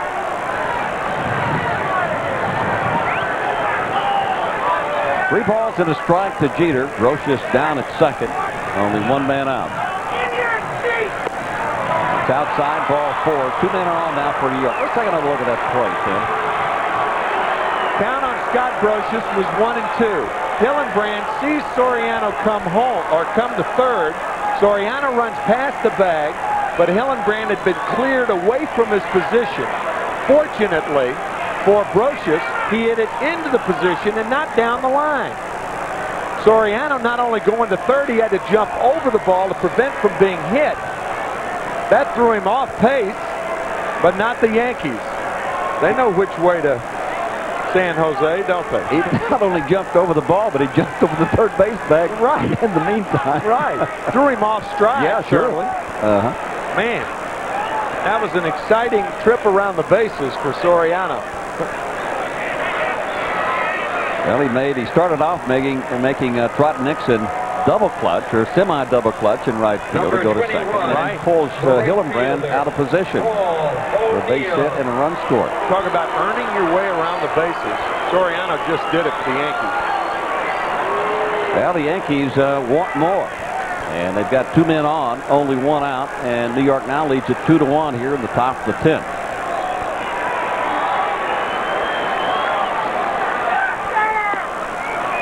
O'Neill holds off the pitch down low and outside. Paulo for 3 tonight with a walk. Boy, Brocious has had another fine game. And Jeter knocked in the first run for the Yankees.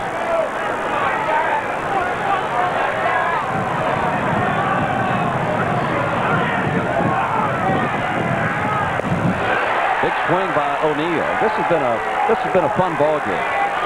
It has. And if this is a prelude to what's going to happen tomorrow, I cannot wait. Good sinker from Derek Lowe. You can see how far that ball goes down. I'll tell you, pitchers on both sides have been nasty tonight, all of them. That's inside. This time it catches the corner. O'Neill takes a look back at Paxton. He's had a pretty wide home plate tonight. But he's been that way for both sides. Yes, he has. Yep, been very consistent.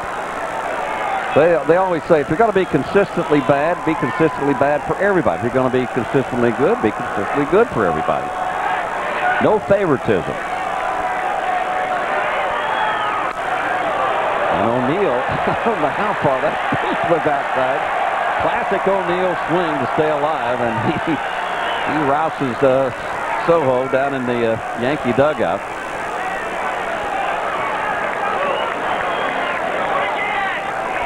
One of those grenade swings right here. Throw it and scatter. Doink.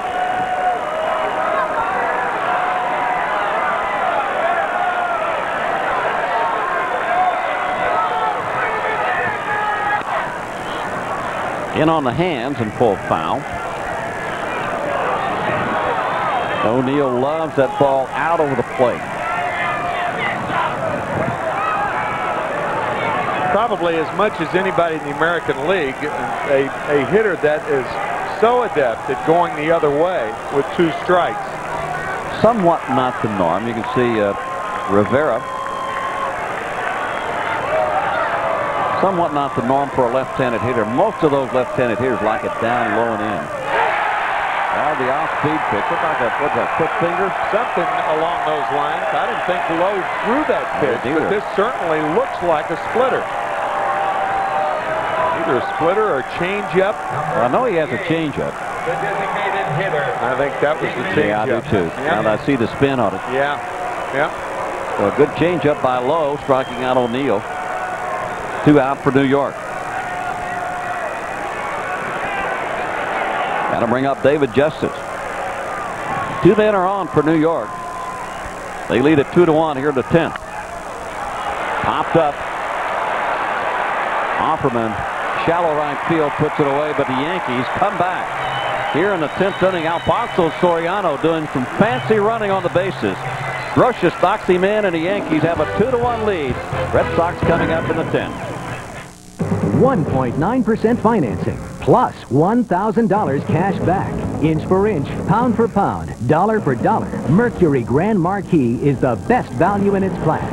Now, during the Mercury 5-star sales event, get 5-star safety, 5-star appointments, and lock in both low 1.9% financing plus $1,000 cash back on Mercury Grand Marquis. See your Mercury dealer or dareToCompareMercury.com. This is a very exciting piece. Really? First off, 7. Very popular number. See how beautifully it shines? And notice the bonus. Do you have any idea what it could be worth? Not a clue. Well, I saw one in Oneonta bring $21,000. Oh, my. Oh, my. How much did you pay for this? $2. You have a very good eye. Not really. There are hundreds of them down at the grocery. Bonus 7's new from the New York Lottery. Over $31 million in prizes. The CR-V from Honda. It'll take you to the mountains. It'll take you to the beaches.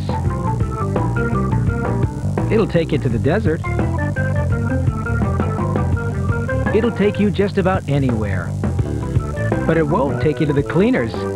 The CR-V, another special value now at your Honda dealer. For a limited time, get special APR financing as low as 3.9% for 36 months on new CR-Vs. Boy, we've had a good one tonight. Yankees lead at 2-1. But what about tomorrow afternoon?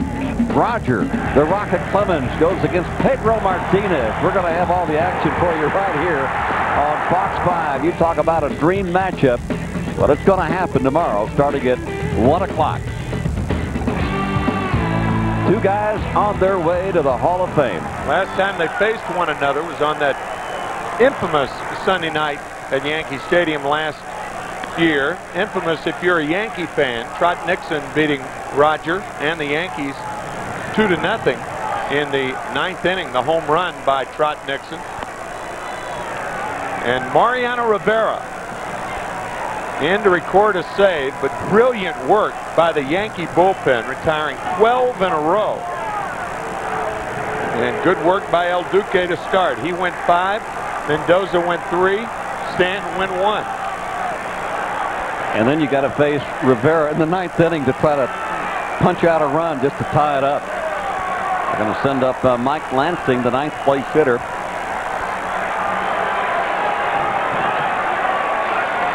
Mo with 2 saves on the year.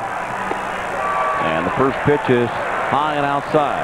Just checking the scorecard. Here we are in the bottom of the 10th inning. The last Boston base runner was Manny Ramirez in the 5th inning, the RBI double.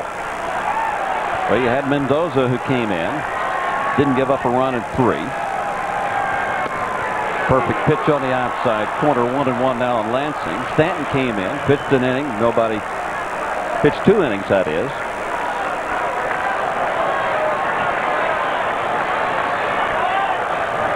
I'm sorry, just 1 inning for Stanton.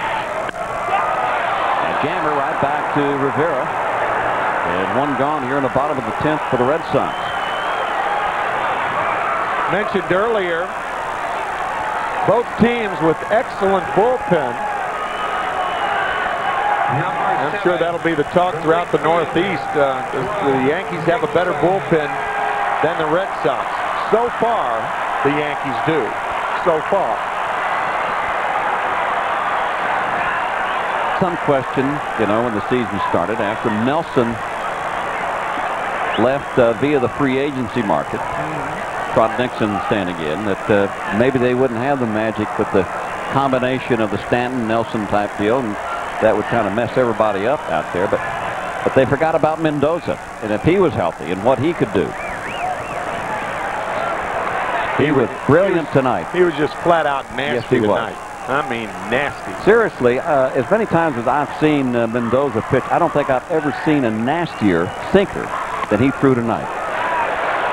I agree with that. I mean, just the flat-out bottom dropping out of it. And pinpoint control. Occasional breaking ball.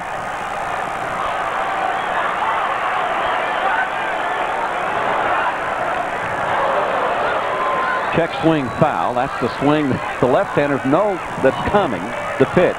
That cutter inside, they can't lay off of it, and they can't get the bat head out on it. 0-2, you don't mind a swing like this. 2-0, unforgivable if you're a hitter. Check swing on a 2-0 count. That's not good.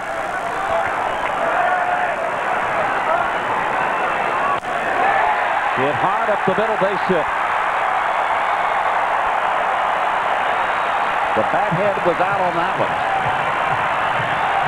Yeah, that ball was out over the plate just a little bit, Bobby. Fat part of the plate, fat part of the bat for Nixon. You can see Posada sits inside, and the ball out over the plate.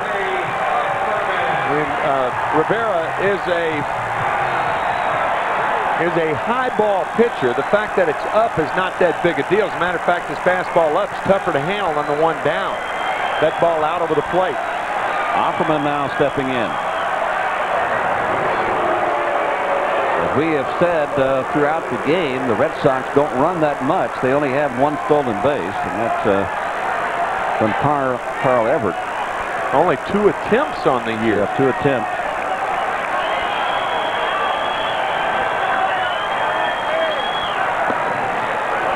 It's away from Posada, but not far enough for Nixon. A lot of times when a catcher drops a ball like that, regardless of whether it's in the strike zone or not, you don't get that pitch. Reason is an umpire doesn't have a chance to look at the pitch and follow it into the glove. But the Yankees got the call there.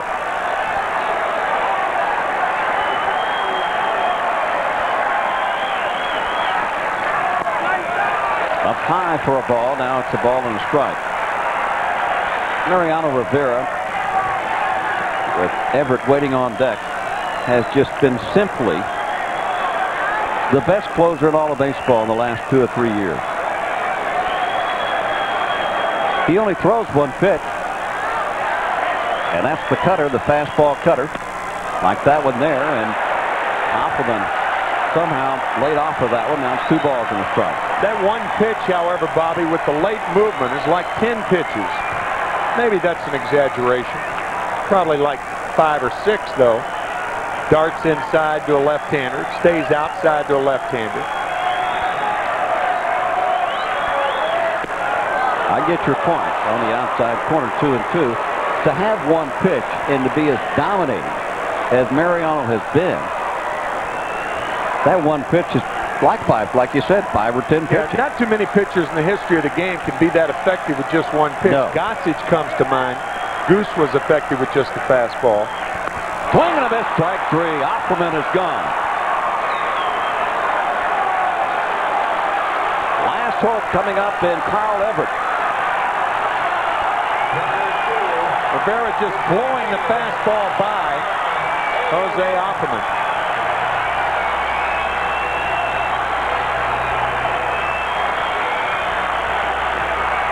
That sign by Lee Mazzilli was telling Chuck Knobloch in left field, a hand behind the head, no doubles.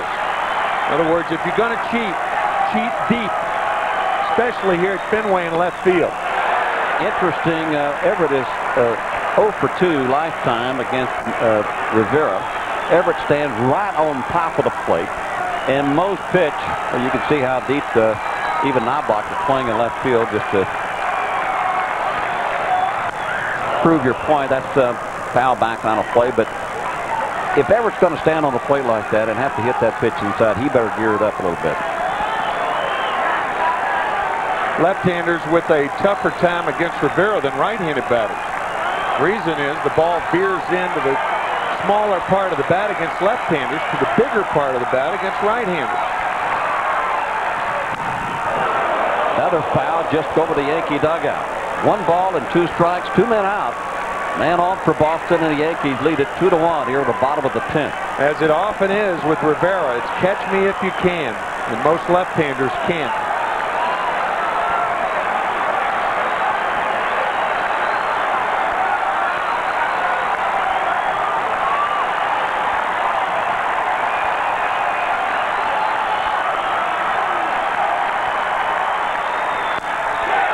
The fist and over the head of Derek Jeter into left field. Now the Red Sox with 2 men on, and could you believe it? In this first game of a 4-game series, in a beautiful game that has been played here at Fenway, Red Sox went out and spent a whole lot of money to bring this guy up in this particular situation. Everett gets the ball out over the plate and gets a hit against Rivera. Manny Ramirez has never had a hit against Mariano Rivera. He's 0 for 12 lifetime.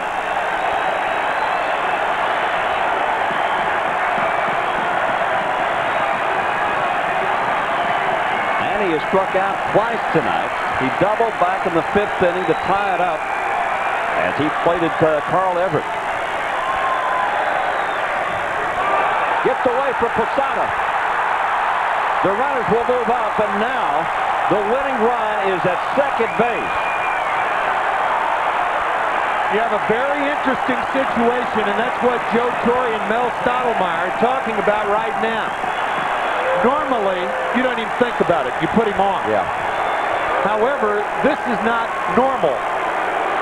So Joe said, Mel, go out and ask him if he wants to walk Ramirez. If you pitch to Ramirez, you've got a little room to manipulate. Even though Troy O'Leary's a free swinger, do you pitch to Manny Ramirez, who's 0 for 12 lifetime, with the winning run on at second base, or do you walk him intentionally and pitch to Troy O'Leary? I think what you do is you try to throw Ramirez high fastballs, and if you walk him, you walk him. O'Leary 1 for 8 lifetime, only a 125 average. You got the guy that has produced as many RBIs as anybody in the American League the last 3 or 4 years at the plate now. They could put him on, but they're going to pitch to him. Winning run down at second. pitch is up high. You throw him a high fastball, Mariano Rivera, that's his strength, and that's Ramirez's weakness. If you walk him, you walk him.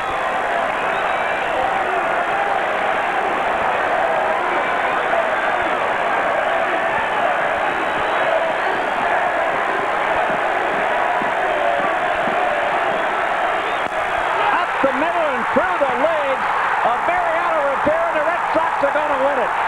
Manny Ramirez gets his first hit against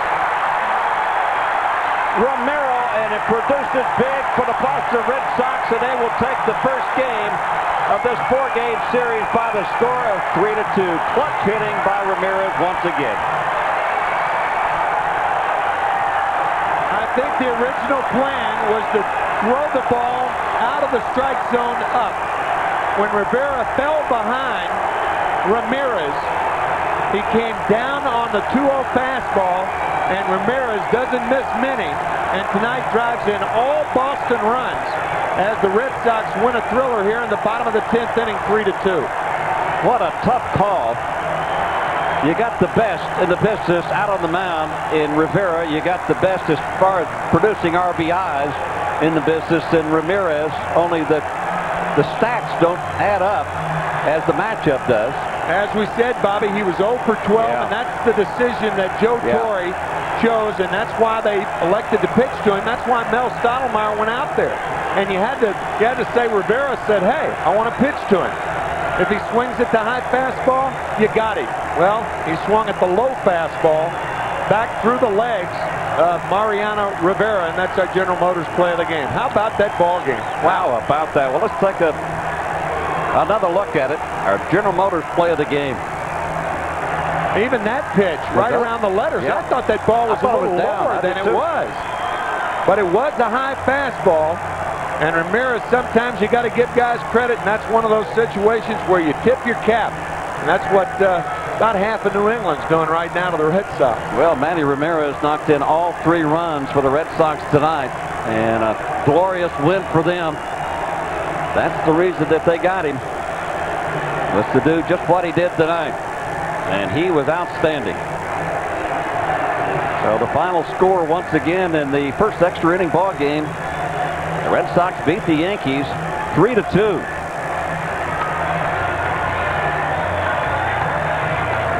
Please be sure to join us again tomorrow as the Yankees and the Red Sox rivalry continues. Coverage will start here on Fox 5 at 1 o'clock. It's Clemens and Pedro Martinez. We will now join the lone gunman already in progress. That's appropriate because Ramirez was a lone gunman tonight. And Seinfeld tonight at 11 o'clock. Wow, what a ball game it has been. Let's take a look at some of the highlights. Well, we got the sun in the eyes. There's Roger. He'll be on the mound tomorrow, the Rocket. Manny Ramirez knocking in all 3 runs. Derek Jeter plated a run tonight himself. But it was the Red Sox over the Yankees by the score of 3-2.